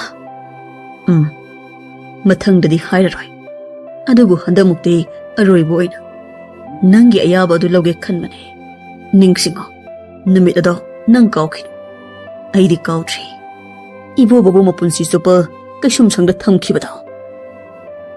ꯃꯆꯥ ꯏꯕꯨꯡꯉꯣ ꯄꯥꯝꯍꯩꯕꯅ ꯑꯗꯨꯝꯅ ꯍꯥꯏꯔꯛꯄꯗ ꯍꯧꯈꯤꯕ ꯊꯧꯗꯣꯛ ꯈꯔ ꯃꯤꯠꯂꯨꯒꯤ ꯃꯃꯤꯠꯇ ꯎꯔꯛꯏ꯫ ꯃꯁꯥꯗ ꯊꯣꯛꯇ ꯊꯣꯛꯂꯕꯒꯨꯝ ꯊꯛ ꯊꯛ ꯅꯤꯛꯂꯛꯏ꯫ "ꯑꯩꯅ ꯇꯥꯂꯣꯏ ꯐꯅ ꯌꯥꯝꯅ ꯂꯩꯈ꯭ꯔꯕꯁꯨ ꯅꯪꯕꯨꯗꯤ ꯀꯥꯎꯕ ꯉꯝꯂꯣꯏ꯫ ꯃꯁꯤ ꯅꯪꯅ ꯃꯇꯝ ꯆꯨꯞꯄꯗ ꯅꯤꯡꯁꯤꯡꯗꯨꯅ ꯂꯩꯌꯨ." ꯑꯁꯨꯝꯅ ꯃꯆꯥ ꯏꯕꯨꯡꯉꯣ ꯄꯥꯝꯍꯩꯕ ꯆꯠꯈꯤ ꯈꯣꯡꯊꯥꯡ ꯂꯨꯝꯅ꯫ ꯃꯤꯠꯂꯨꯁꯨ ꯄꯥꯈꯠꯅ ꯆꯦꯟꯈꯤ꯫ ꯋꯥꯔꯤ ꯄꯨꯝꯕ ꯇꯥꯔꯤꯕ ꯂꯟꯊꯥꯕ ꯇꯞꯅ ꯂꯩ ꯃꯔꯛꯇꯒꯤ ꯍꯧꯒꯠꯂꯛꯇꯨꯅ ꯐꯝꯃꯤ꯫ "ꯀꯔꯤ ꯋꯥꯔꯤꯕꯨ ꯑꯣꯏꯔꯤꯒꯕ? ꯑꯩꯒꯤ ꯌꯥꯝꯕꯨꯡꯒꯤ ꯍꯟꯗꯛ ꯏꯆꯜ ꯈꯝꯅꯨꯒ ꯂꯨꯍꯣꯡꯕꯒꯤ ꯋꯥꯔꯦꯞ ꯑꯁꯤꯕꯨ ꯃꯁꯥꯅ ꯌꯥꯗꯕ ꯖꯥꯠꯂꯥ? ꯁꯨꯞꯅꯇꯪꯒꯤ ꯇꯥꯂꯣꯏ ꯃꯁꯤꯡ ꯌꯥꯝꯅꯕ ꯆꯗꯥ ꯅꯧꯗꯥ ꯃꯥꯡꯒꯅꯤ ꯈꯟꯕꯒꯤ ꯏꯆꯟꯕꯨ ꯂꯨꯍꯣꯡꯂꯤꯕ꯭ꯔꯥ? ꯃꯅꯨꯡꯗ ꯋꯥꯔꯤ ꯑꯃꯗꯤ ꯐꯨꯝꯗꯨꯅ ꯂꯩꯔꯦ ꯍꯥꯏꯕꯅꯤ꯫ ꯑꯩ ꯈꯪꯗꯕ ꯌꯥꯗꯕꯅꯤ ꯍꯟꯗꯛ ꯃꯇꯥꯡ ꯑꯁꯤꯗ ꯑꯩꯒꯤ ꯂꯩꯆꯣꯟꯕꯤ ꯃꯍꯥꯛꯅꯁꯨ ꯑꯩꯕꯨ ꯈꯖꯤꯛ ꯋꯥꯔꯧꯔꯦ ꯍꯥꯏꯕ ꯑꯩꯅ ꯈꯪꯗꯕ ꯅꯠꯇꯦ ꯑꯗꯨꯕꯨ ꯏꯄꯥ ꯅꯤꯡꯊꯧꯅ ꯂꯦꯞꯈꯤꯕ ꯋꯥꯔꯦꯞꯅꯤ ꯑꯩꯅꯗꯤ ꯀꯔꯤ ꯇꯧꯕ ꯉꯝꯂꯨꯅꯤ ꯍꯥꯏꯕꯒꯦ ꯆꯥꯅ ꯊꯣꯏꯔꯕ ꯑꯩꯒꯤ ꯆꯥꯅ ꯊꯣꯏꯔꯕ ꯂꯥꯏꯔ ꯅꯀꯥꯗ ꯑꯩꯕꯨ ꯄꯨꯁꯤꯟꯕꯤꯌꯨꯗꯣ ꯀꯅꯥ ꯑꯃꯕꯨ ꯇꯣꯜꯂꯕꯤ ꯑꯩꯍꯥꯛꯅ ꯈꯣꯏꯗꯥꯔꯨꯗꯦ ꯏꯅꯤꯡꯊꯧꯅ ꯑꯩꯍꯥꯛꯄꯨ ꯃꯄꯥꯔꯤ ꯃꯖꯥ ꯏꯕꯨꯡ ꯄꯥꯝꯍꯩꯕꯗ ꯁꯤꯟꯅꯕꯤꯈ꯭ꯔꯦ ꯏꯊꯪꯂꯦꯟꯗꯤ ꯂꯣꯌꯨꯝꯕ ꯃꯥꯟꯆꯥ ꯑꯩꯕꯨ ꯄꯨꯗꯨꯅ ꯅꯍꯥꯛ ꯂꯣꯠꯄ ꯉꯝꯂꯣꯏꯗ꯭ꯔꯥ ꯏꯁꯥꯅꯧꯗꯤ ꯆꯥꯅꯕꯤ ꯊꯋꯥꯏ ꯑꯣꯏꯕꯤ ꯈꯝꯅꯨ ꯑꯩꯕꯨ ꯀꯔꯤ ꯇꯧ ꯍꯥꯏꯕꯒꯦ ꯏꯅꯤꯡꯊꯧꯒꯤ ꯌꯥꯊꯪꯗꯤ ꯄꯥꯡꯐꯗ꯭ꯔꯕ ꯌꯥꯊꯪꯅꯤ ꯂꯥꯏꯔꯕ ꯑꯩꯍꯥꯛꯅꯗꯤ ꯀꯔꯤꯕꯨ ꯇꯧꯕ ꯉꯝꯂꯨꯒꯅꯤ ꯏꯅꯤꯡꯊꯧꯒꯤ ꯑꯆꯥꯟꯕ ꯃꯅꯥꯏ ꯑꯣꯏꯔꯨꯕ ꯂꯥꯏꯔ ꯇꯝꯕꯩꯗꯤ ꯊꯃꯣꯏ ꯑꯁꯤ ꯀꯥꯏꯔꯒꯦ ꯃꯖꯥ ꯏꯕꯨꯡꯉꯣ ꯑꯉꯝꯕ ꯄꯥꯝꯍꯩꯕ ꯃꯍꯥꯛꯀꯤ ꯈꯣꯏꯗꯥꯖꯕꯤ ꯇꯥꯂꯣꯏ ꯑꯍꯥꯟꯕꯤ ꯑꯣꯏꯗꯨꯅ ꯁꯅꯥ ꯀꯣꯅꯨꯡꯗ ꯅꯨꯡꯉꯥꯏꯅ ꯂꯩꯕ ꯑꯣꯏꯌꯨ ꯅꯕꯨꯡ ꯁꯛꯅ ꯃꯪꯒꯣꯜ ꯄꯤꯅꯕꯤꯔꯒꯦꯀꯣ ꯄꯥꯝꯍꯩꯕꯅ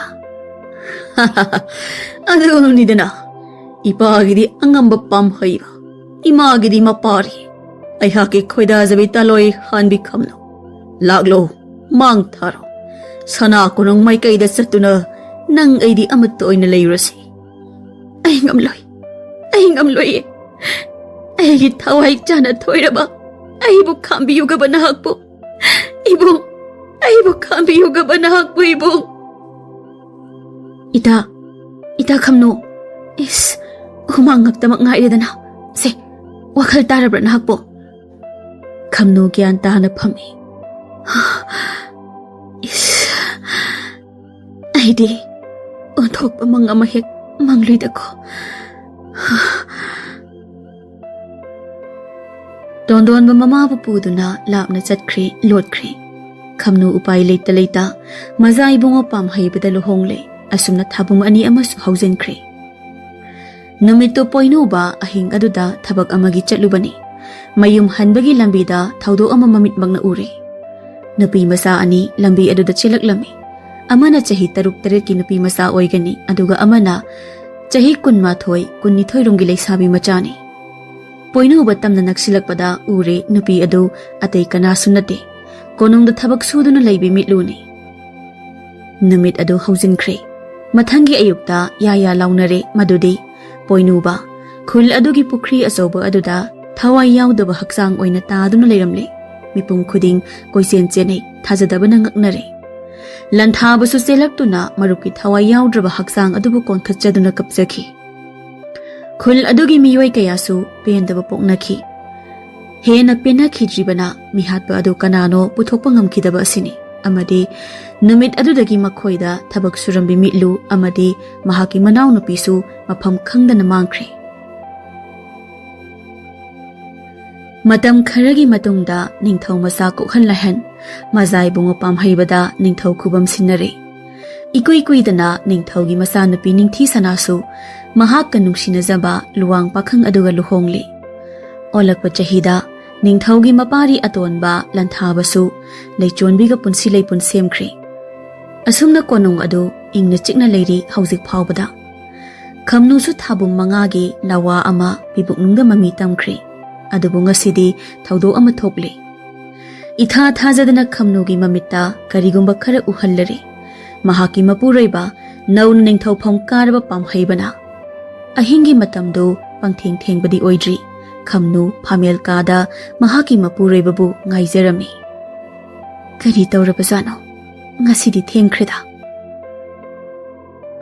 ꯃꯇꯥꯡ ꯑꯗꯨꯗ ꯂꯥꯞꯅ ꯂꯩꯈ꯭ꯔꯤꯕ ꯃꯍꯥꯛꯀꯤ ꯁꯪꯒꯥꯏ ꯋꯥꯡꯃꯒꯤ ꯁꯪꯂꯦꯟ ꯃꯆꯥ ꯑꯗꯨꯗꯒꯤ ꯅꯨꯄꯤ ꯑꯃꯅ ꯆꯥꯛꯅ ꯀꯞꯄꯒꯤ ꯈꯣꯟꯖꯦꯜ ꯃꯃꯤ ꯁꯥꯃꯤ ꯇꯥꯔꯛꯏ ꯈꯝꯅꯨ ꯀꯤꯖꯕ ꯄꯣꯛꯂꯛꯏ ꯊꯣꯡꯅꯥꯎ ꯇꯝꯅ ꯇꯞꯅ ꯆꯪꯁꯤꯜꯂꯤ ꯃꯨꯟꯅ ꯊꯥꯞꯅ ꯌꯦꯡꯗꯨꯅ ꯂꯩꯔꯤ ꯀꯔꯤ ꯇꯧꯔꯤ ꯏꯁꯥꯅꯣ ꯍꯩꯃꯥ ꯑꯗꯨꯛ ꯁꯥꯊꯤꯅ ꯈꯪꯕꯀꯣ ꯅꯪꯕꯨ ꯀꯩꯗꯧꯔꯒꯦ ꯅꯁꯥꯗꯣ ꯏꯄꯥ ꯄꯥꯈꯠꯂꯤꯕꯕꯣ ꯍꯥ ꯈꯝꯅꯨ ꯑꯁꯤꯗ ꯃꯤ ꯑꯃ ꯅꯨꯄꯤ ꯑꯃ ꯑꯁꯤ ꯍꯥꯏꯗꯨꯅ ꯃꯈꯨꯠꯅ ꯊꯤꯜꯂꯤ ꯊꯣꯡꯅꯥꯎ ꯃꯄꯥꯜꯗ ꯀꯩꯗꯧꯔꯕ Isabi nangbu karisu tahaudabra? Karino tariba? Ha? Nupi ama kapagi makhol ama taba? Kadaida? Asida, ada, sanglen ama layrisida tazay ayak. Laybani. Aha, karibuno? Nupi amagi thaway ama. Aikhoyi konung asida koichat chatuna lay haibani. Madugi nupi adugi thaway adu hek thengnaraba miyoi amata hingna thadisu hainabani. Ahalsingna, nang kidaba tawjano. Kainuni hariba asibo. Aidi madudi hana na tazarakri. Kadaidagi tarani haibage. Nangdi aiga wari tawramdai khuding lotuna laikraga. Konung asigi akanba laifum khara leibani. Aina takpigi khanbani. Adubu nangnadi taningdabani na taktridana. Konung dasu butki thawai silai boire. Aidi hana na khangzarutri. Ningthau pamhaiba nokningba thingi. Leibani. Adubu aidi hairoi khankrena phamda. Kari wana takpiribadubo. Aibu lai phatabo ongnaraga sikhibadura. Iningthauna pamliba asibo. Angaobiside. Masidi siranturan wayamna ngangba hairamidana. Aidi hanabu khangude. Asi haidana ningthau pamhaiba hauna noi. Mathangi namita masemsi Khamnu amadi Manau ibema Leichonbi wari tauri sangai manungda phamduna. Leichonbi na Khamnu gi pibukta makutna thamduna. Isemsi isa asigi masakse yamna thunamak uningle ehakti. Kuire ima lei marembina masu piyu ningai tawrakpa. Ai ase pakhatlurabani. Matam amada ima lei marembi gi masu sinaba ngamdabi mamau oiratra khanbada. Hauzikti isa sulaklani isemsi pakhatpiyurano. Thabam manga haireko. Isa asina mama aigi siyom nungda leirakliba ase. Ahoy isemsi isa asigi minglendi mama si aina thongani. Kari thondariba. Isa ahal aduna piba oirabadi. Purel hanba. Aduga isa ningol oina laklagana thawai sana. Yamna phazai. Nangsu kuina leirano. Ima lei marimbigi masu ama pinaba semsaro inaw. Aigidi matam watli isemsi gi isa nawa ani suraba kanda pirasu akaiba lekhiroi. Thazadene ko. Asumna ahongba kayana thanduna punsi ase honglakani haibadi. Anido nokminnai wari kaya sanai. Haukhiba hauziki oiba wari makhal sure. Ngaihak adumna wari tawramlaga Leichonbi su mahaki sangai tamna hankre. Khamnu mahaki sangai manungdagi sangai wangmada leiriba sanglen macha aduda munna yengi. Kari sangleno? Asuk kuina aina konung asida leirakpa asida. Sanglen asimadi changdriba mali. Aibu changlusirane. Isabina horel amuk chairabadi kamdoba. Kari leibano haibadumadi khangningleda aibo. Ai changdunadi yenglaki. Asumna Khamnu sangai gi wangmada leiriba sanglen macha adu tamna laklami mathanta. Sanglen asidi poron lolina. Masidi karamna hangani. Asumna sanglen macha adubu khariba phaklang adugi ahoba mafam thiduna nakna yenglami. Manung karam tawi khangningbana adubu ubadi phanglamde. Ngaihak adumna leiringai matam aduda manai ama sanglaktuna. Ibema. Nupa aduna sanglakpada ure makhwangdi yepliba sojaido. Laina phakre sanglen adubu senanaba miyoini haibasu. Tada. Sanglen asi karam tawi yengingbagi lakpane. Loliba so asi amukta hangbiyuba. Ibema aduda iningthau pamhaibana athingba thambasida. Tada. Hairiba ai asi nangi ningthau adugi loinabini. Hauziki oina leimarembi khubam aigi inemna pairabasu. Matam amada leimarembi pham paigadoriba adu aine. Thong asi hangge haibra, hangloi haibra. Nanai ai hangjage ibema. Asumna nupa aduna thong hangle Khamnuna sanglen aduda changlakpadadi angakpana loire. Sangleni haiduna leiramlibadu manungda karisu leiramde ihang hanglamle. Supnatangi manung aduda leikhul amakhak leiramle. Nupa adu mapanda leihore. Khamnu leiriba leikhul adugi manungda changlakpada ure. Imot motlaba mafam aduda amotpa phizol setpi masam sangbi nupi ama taaduna leiribado. Khamnu ki na tapna sanglei nupi adu mafi su ningthina setri. Ison sona saru ngaktamak ngairabagum khalei. Yengbada aduki matik phibam sathire akiba pokle. Aduna leplingai nupi adugi haksang linglei. Na heduna hairakpadu mami sami tarei.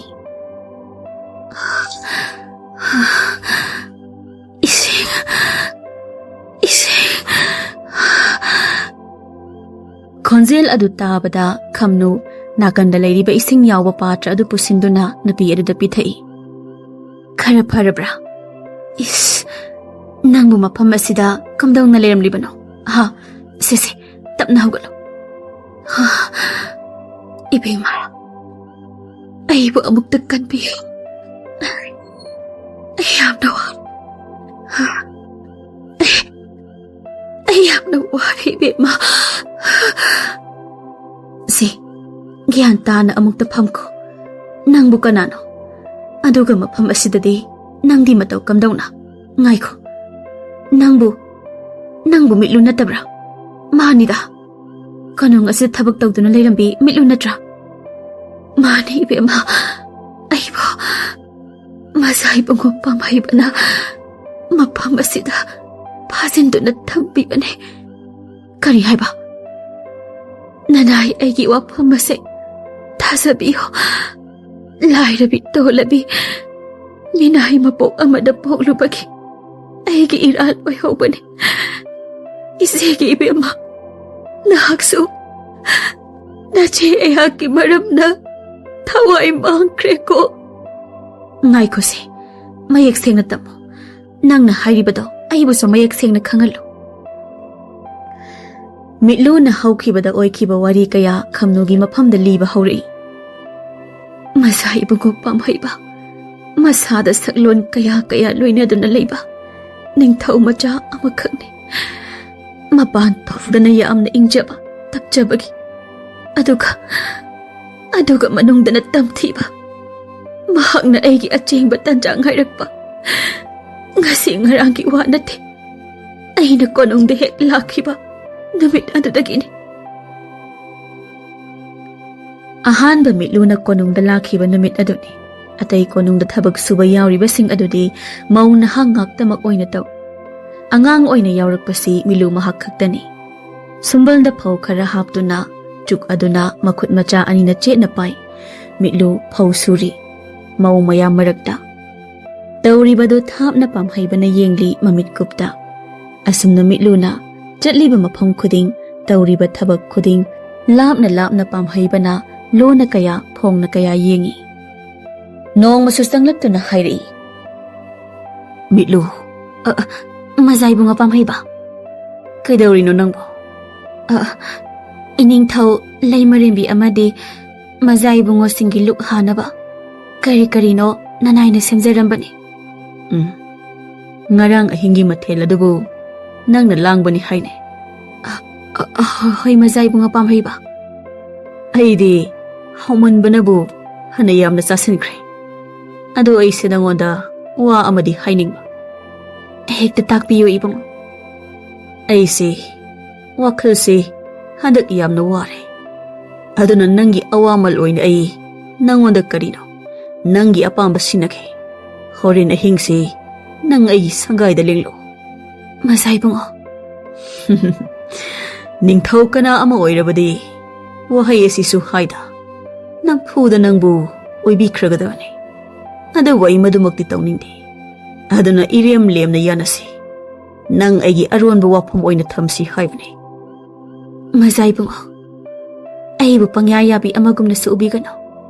Kana laytrabasu ay gi izati lay na hingbini.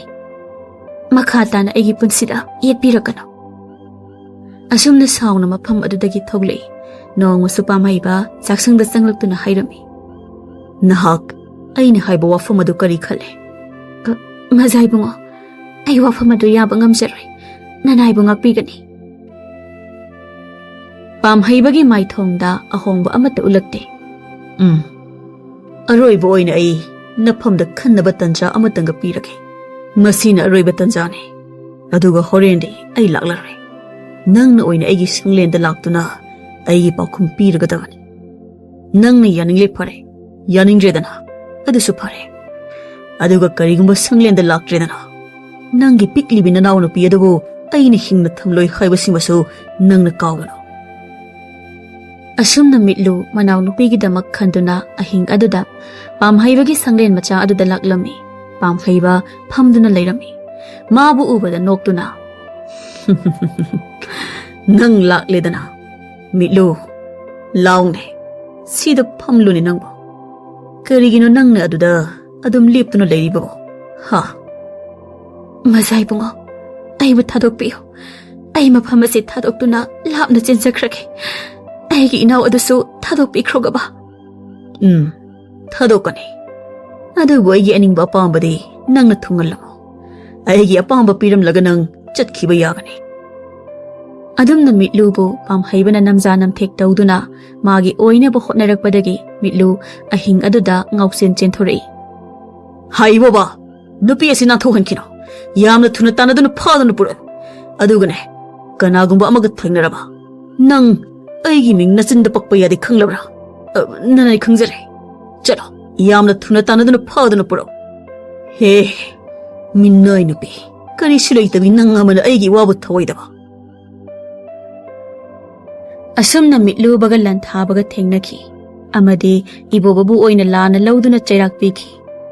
Ibobana sumazai bunga pamhaibagi mingkhai machet amata solamdabana chingnakhide. Matam aduda pamhaibana mitlugi manawsu lotkrabani. Makhatana mitlu manawgi khongol liningbana konungda leibada tarami. Nang asi anamdi phajana kalidana mitlu.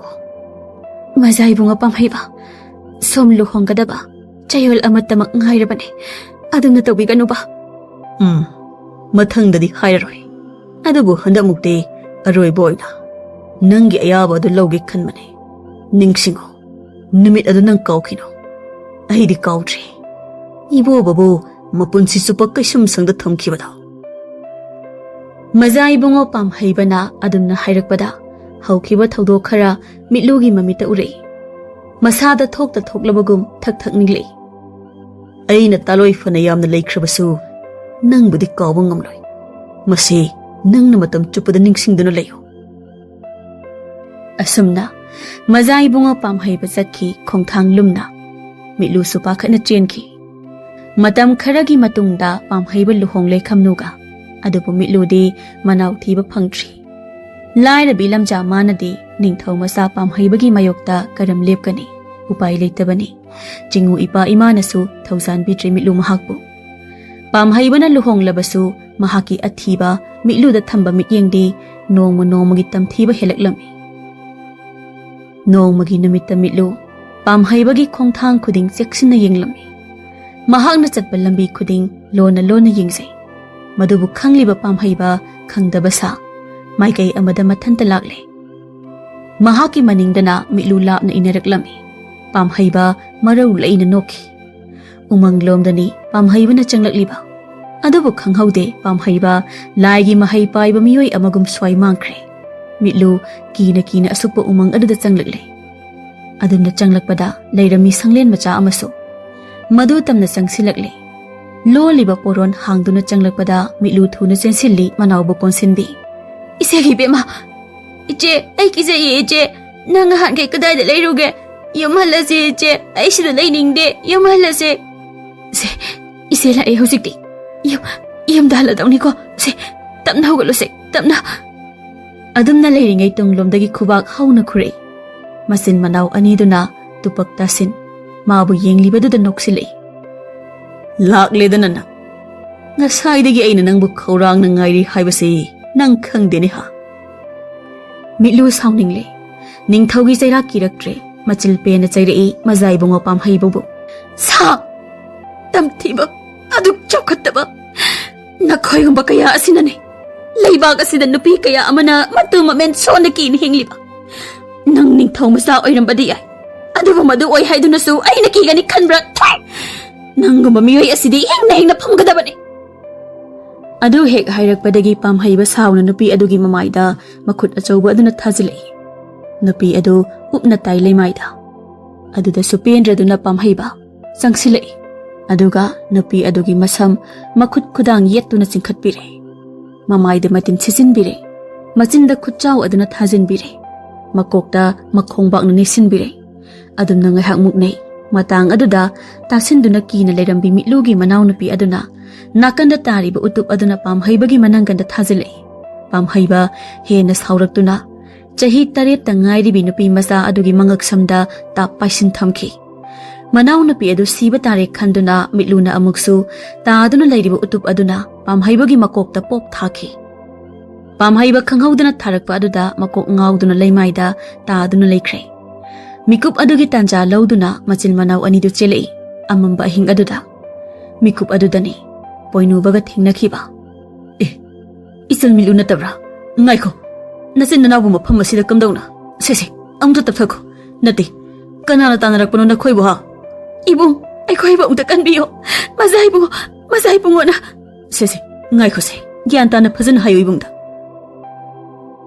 ꯃꯤꯠꯂꯨ ꯀꯞꯂꯦ ꯃꯄꯤ ꯄꯣꯞ ꯇꯥꯔꯦ ꯃꯖꯥ ꯏꯕꯨꯡꯉꯣ ꯄꯥꯝꯍꯩꯕꯅ ꯑꯩꯈꯣꯏꯕꯨ ꯇꯥꯟꯅꯔꯛꯄꯅꯦ ꯏꯕꯨꯡ ꯑꯁꯨꯝꯅ ꯊꯣꯛꯈꯤꯕ ꯄꯨꯝꯕ ꯇꯝꯂꯦ ꯄꯣꯏꯅꯨꯕ ꯉꯛꯄꯗ ꯂꯣꯏꯔꯦ ꯃꯥꯅꯗꯤ ꯈꯟꯖꯕꯅꯤ ꯄꯥꯝꯍꯩꯕ ꯑꯁꯤ ꯌꯥꯝꯅ ꯐꯕ ꯅꯨꯄꯤ ꯑꯉꯥꯡꯗ ꯏꯖꯠ ꯇꯧꯕ ꯃꯤꯑꯣꯏ ꯑꯃꯅꯤ ꯍꯥꯏꯅ ꯑꯗꯨꯕꯨ ꯉꯁꯤ ꯃꯤꯠꯃꯥꯡꯗ ꯎꯔꯤꯕ ꯇꯥꯔꯤꯕ ꯃꯌꯥꯝ ꯑꯁꯤꯗꯗꯤ ꯄꯨꯝꯅꯃꯛ ꯇꯥꯌꯣꯟꯅꯔꯦ ꯃꯤꯀꯨꯞ ꯑꯗꯨꯗ ꯄꯥꯝꯍꯩꯕ ꯆꯦꯜꯂꯛꯇꯨꯅ ꯃꯈꯣꯏꯒꯤ ꯃꯤꯠꯃꯥꯡꯗ ꯂꯦꯞꯂꯔꯦ ꯌꯥꯝꯕꯨꯡ ꯄꯣꯏꯅꯨꯕ ꯅꯪ ꯌꯨꯝꯗ ꯍꯟꯈ꯭ꯔꯣ ꯌꯥꯝꯕꯨꯡ ꯑꯗꯨꯝꯅ ꯇꯧꯕꯤꯒꯅꯣ ꯑꯉꯥꯡꯁꯤꯡ ꯑꯁꯤꯅꯗꯤ ꯀꯔꯤꯕꯨ ꯈꯪꯖꯒꯅꯤ ꯍꯥꯏꯕꯒꯦ ꯃꯈꯣꯏꯕꯨ ꯉꯥꯛꯄꯤꯌꯨ ꯌꯥꯝꯕꯨꯡ ꯍꯥꯏ ꯄꯣꯏꯅꯨꯕ ꯅꯪ ꯑꯩꯕꯨ ꯇꯥꯛꯂꯤꯕ꯭ꯔꯥ ꯃꯗꯨꯒꯤ ꯃꯤ ꯃꯁꯛ ꯈꯪꯗꯕꯤ ꯃꯤꯅꯥꯏ ꯅꯨꯄꯤ ꯑꯗꯨ ꯇꯥꯛꯀꯦ ꯑꯩ ꯑꯁꯤ ꯀꯅꯥꯅꯣ ꯍꯥꯏꯕꯗꯣ ꯅꯠꯇꯦ ꯌꯥꯝꯕꯨꯡ ꯃꯈꯣꯏꯗꯤ ꯑꯉꯥꯡ ꯉꯥꯛꯇꯅꯤ ꯑꯁꯥꯎꯕꯗꯨ ꯑꯃꯨꯛꯇ ꯐꯥꯊꯕꯤꯈꯣ ꯄꯣꯏꯅꯨꯕ ꯑꯔꯣꯏꯕ ꯑꯣꯏꯅ ꯑꯩꯅ ꯅꯪꯉꯣꯟꯗ ꯍꯥꯏꯔꯤꯕ ꯑꯁꯤꯅꯤ ꯅꯪ ꯆꯠꯈꯤꯒꯦ ꯍꯥꯏꯕ꯭ꯔꯥ ꯆꯠꯂꯣꯏ ꯍꯥꯏꯕ꯭ꯔꯥ ꯌꯥꯝꯕꯨꯡ ꯃꯈꯣꯏꯗꯤ ꯀꯔꯤꯁꯨ ꯈꯪꯖꯗꯕꯅꯤ ꯑꯗꯨꯝꯅ ꯇꯧꯕꯤꯒꯅꯨꯕ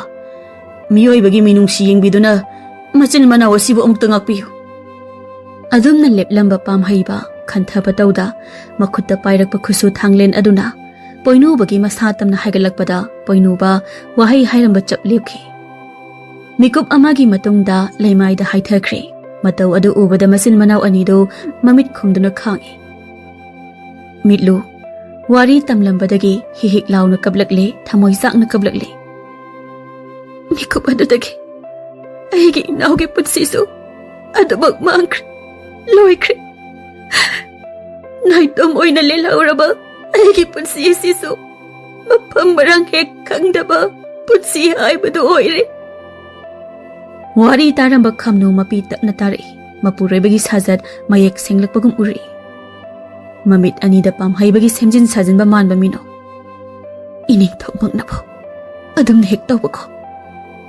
ꯑꯗꯨꯗ ꯅꯠꯇꯦ ꯂꯥꯏꯔ ꯂꯝꯆꯥ ꯅꯤꯡꯉꯣꯜ ꯀꯌꯥꯕꯨ ꯃꯥꯅ ꯁꯥꯟꯅꯗꯨꯅ ꯃꯥꯡꯍꯟꯕꯅꯦ ꯃꯥꯗꯤ ꯁꯥꯅꯤ ꯁꯥ ꯃꯤꯑꯣꯏꯕꯒꯤ ꯁꯛꯂꯣꯟ ꯂꯧꯗꯨꯅ ꯑꯣꯜꯂꯛꯄ ꯂꯥꯏ ꯐꯠꯇꯕꯒꯤ ꯊꯋꯥꯏꯅꯦ ꯑꯩꯒꯤꯅꯤ ꯍꯥꯏꯕꯗ ꯏꯅꯥꯎ ꯃꯍꯥꯛ ꯂꯩꯔꯤ ꯈꯟꯖꯔꯝꯕ ꯑꯗꯨꯁꯨ ꯃꯍꯥꯛꯅ ꯍꯥꯠꯄꯅꯦ ꯑꯩꯒꯤ ꯏꯅꯥꯎꯗꯣ ꯃꯍꯥꯛꯅ ꯍꯥꯠꯄꯅꯦ ꯃꯍꯥꯛꯅ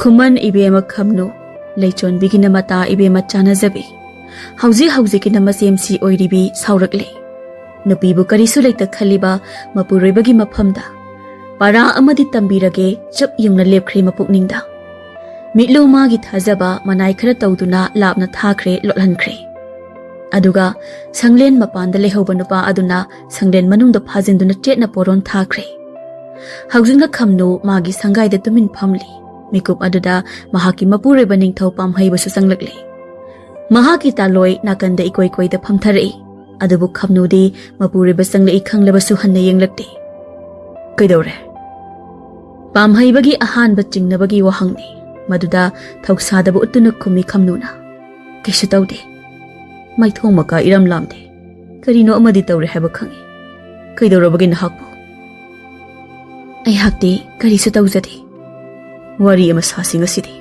ꯇꯥꯛꯄꯤꯌꯨ ꯏꯄꯥ ꯅꯤꯡꯊꯧ ꯑꯃꯗꯤ ꯏꯃꯥ ꯂꯩꯃꯔꯦꯝꯕꯤꯅ ꯋꯥꯐꯝ ꯑꯃ ꯇꯥꯛꯄꯤꯔꯛꯏ ꯑꯩꯕꯨ ꯑꯅꯤꯁꯨꯕꯤ ꯇꯥꯂꯣꯏ ꯊꯤꯅꯕꯒꯤ ꯋꯥꯐꯝꯅꯤ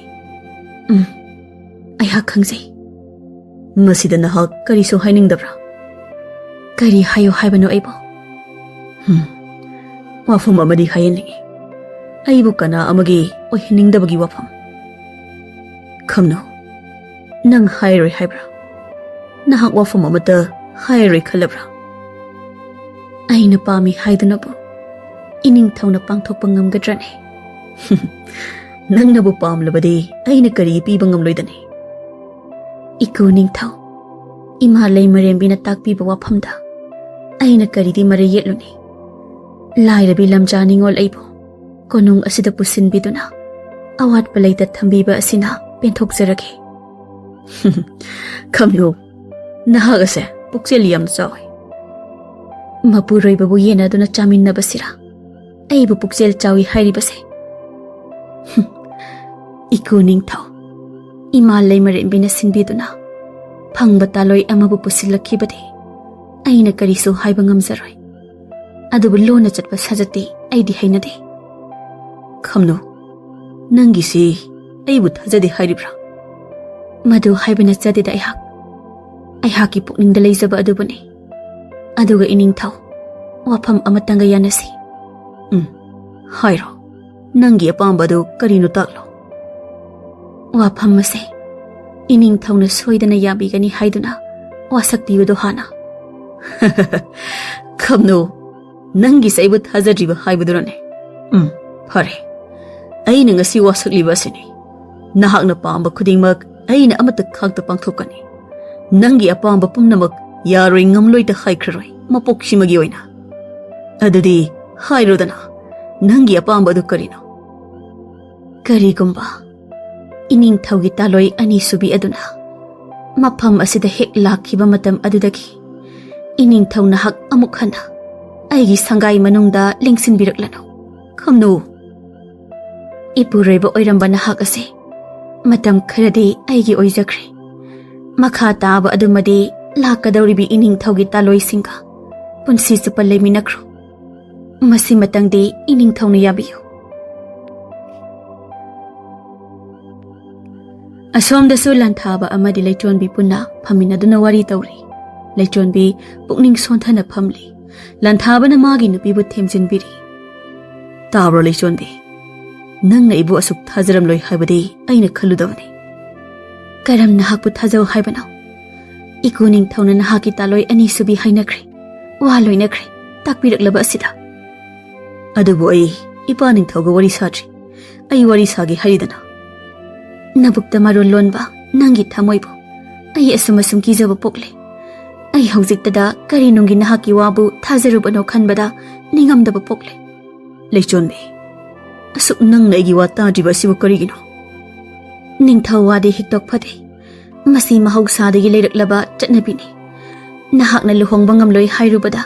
Iku ningthawdi wa ngaktaba ningthaw oirani. Madu aina phadaba singe haibani minangbo. Nang aibu sungthai thajadabra. Thajadaba. Aingonda wahang oina hangbirano. Madugi paukhum iphamda leijadi. Ai nangbu kari haina hairaga wakhal tahangadabanu khangtri. Adubune Leichonbi.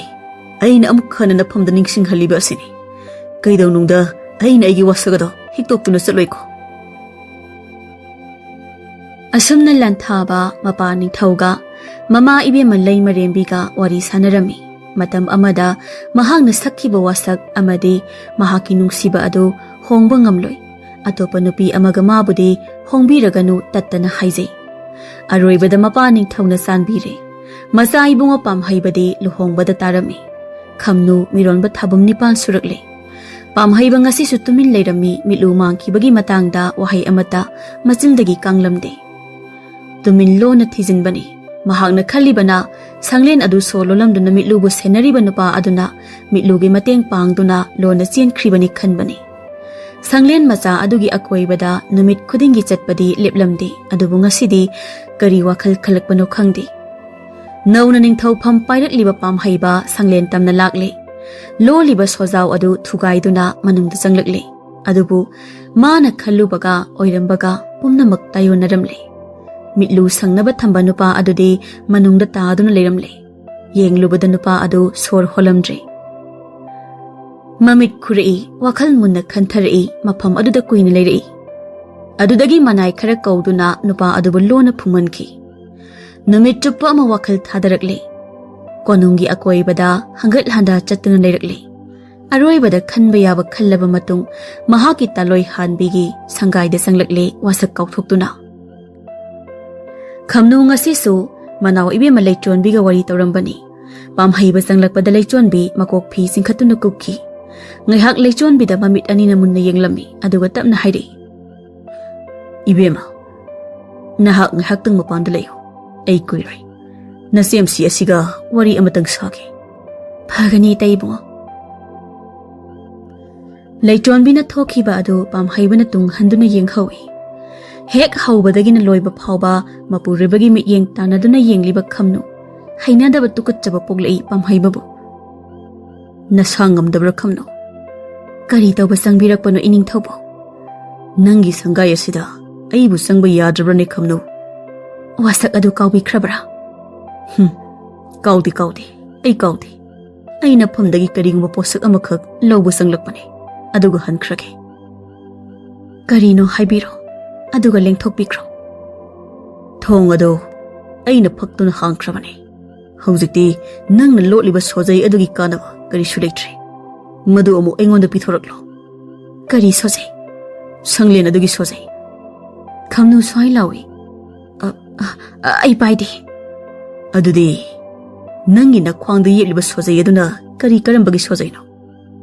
Khamnu khumdi phamungda makhong sangna tingthok phamlambani. Khudakta pamhaiba sanglaktuna Khamnugi saramda khut thamlei aduga chetna khawri adu paisinki. Tapna sonthangnaba khonjelda hanglei. Khamnu khaktamak tagadaba mawongda. Mitlu kadaida thame. Thado. Amukka hana hanglibasani. Hayo. Mitlu kadaida thame. Ay khangde.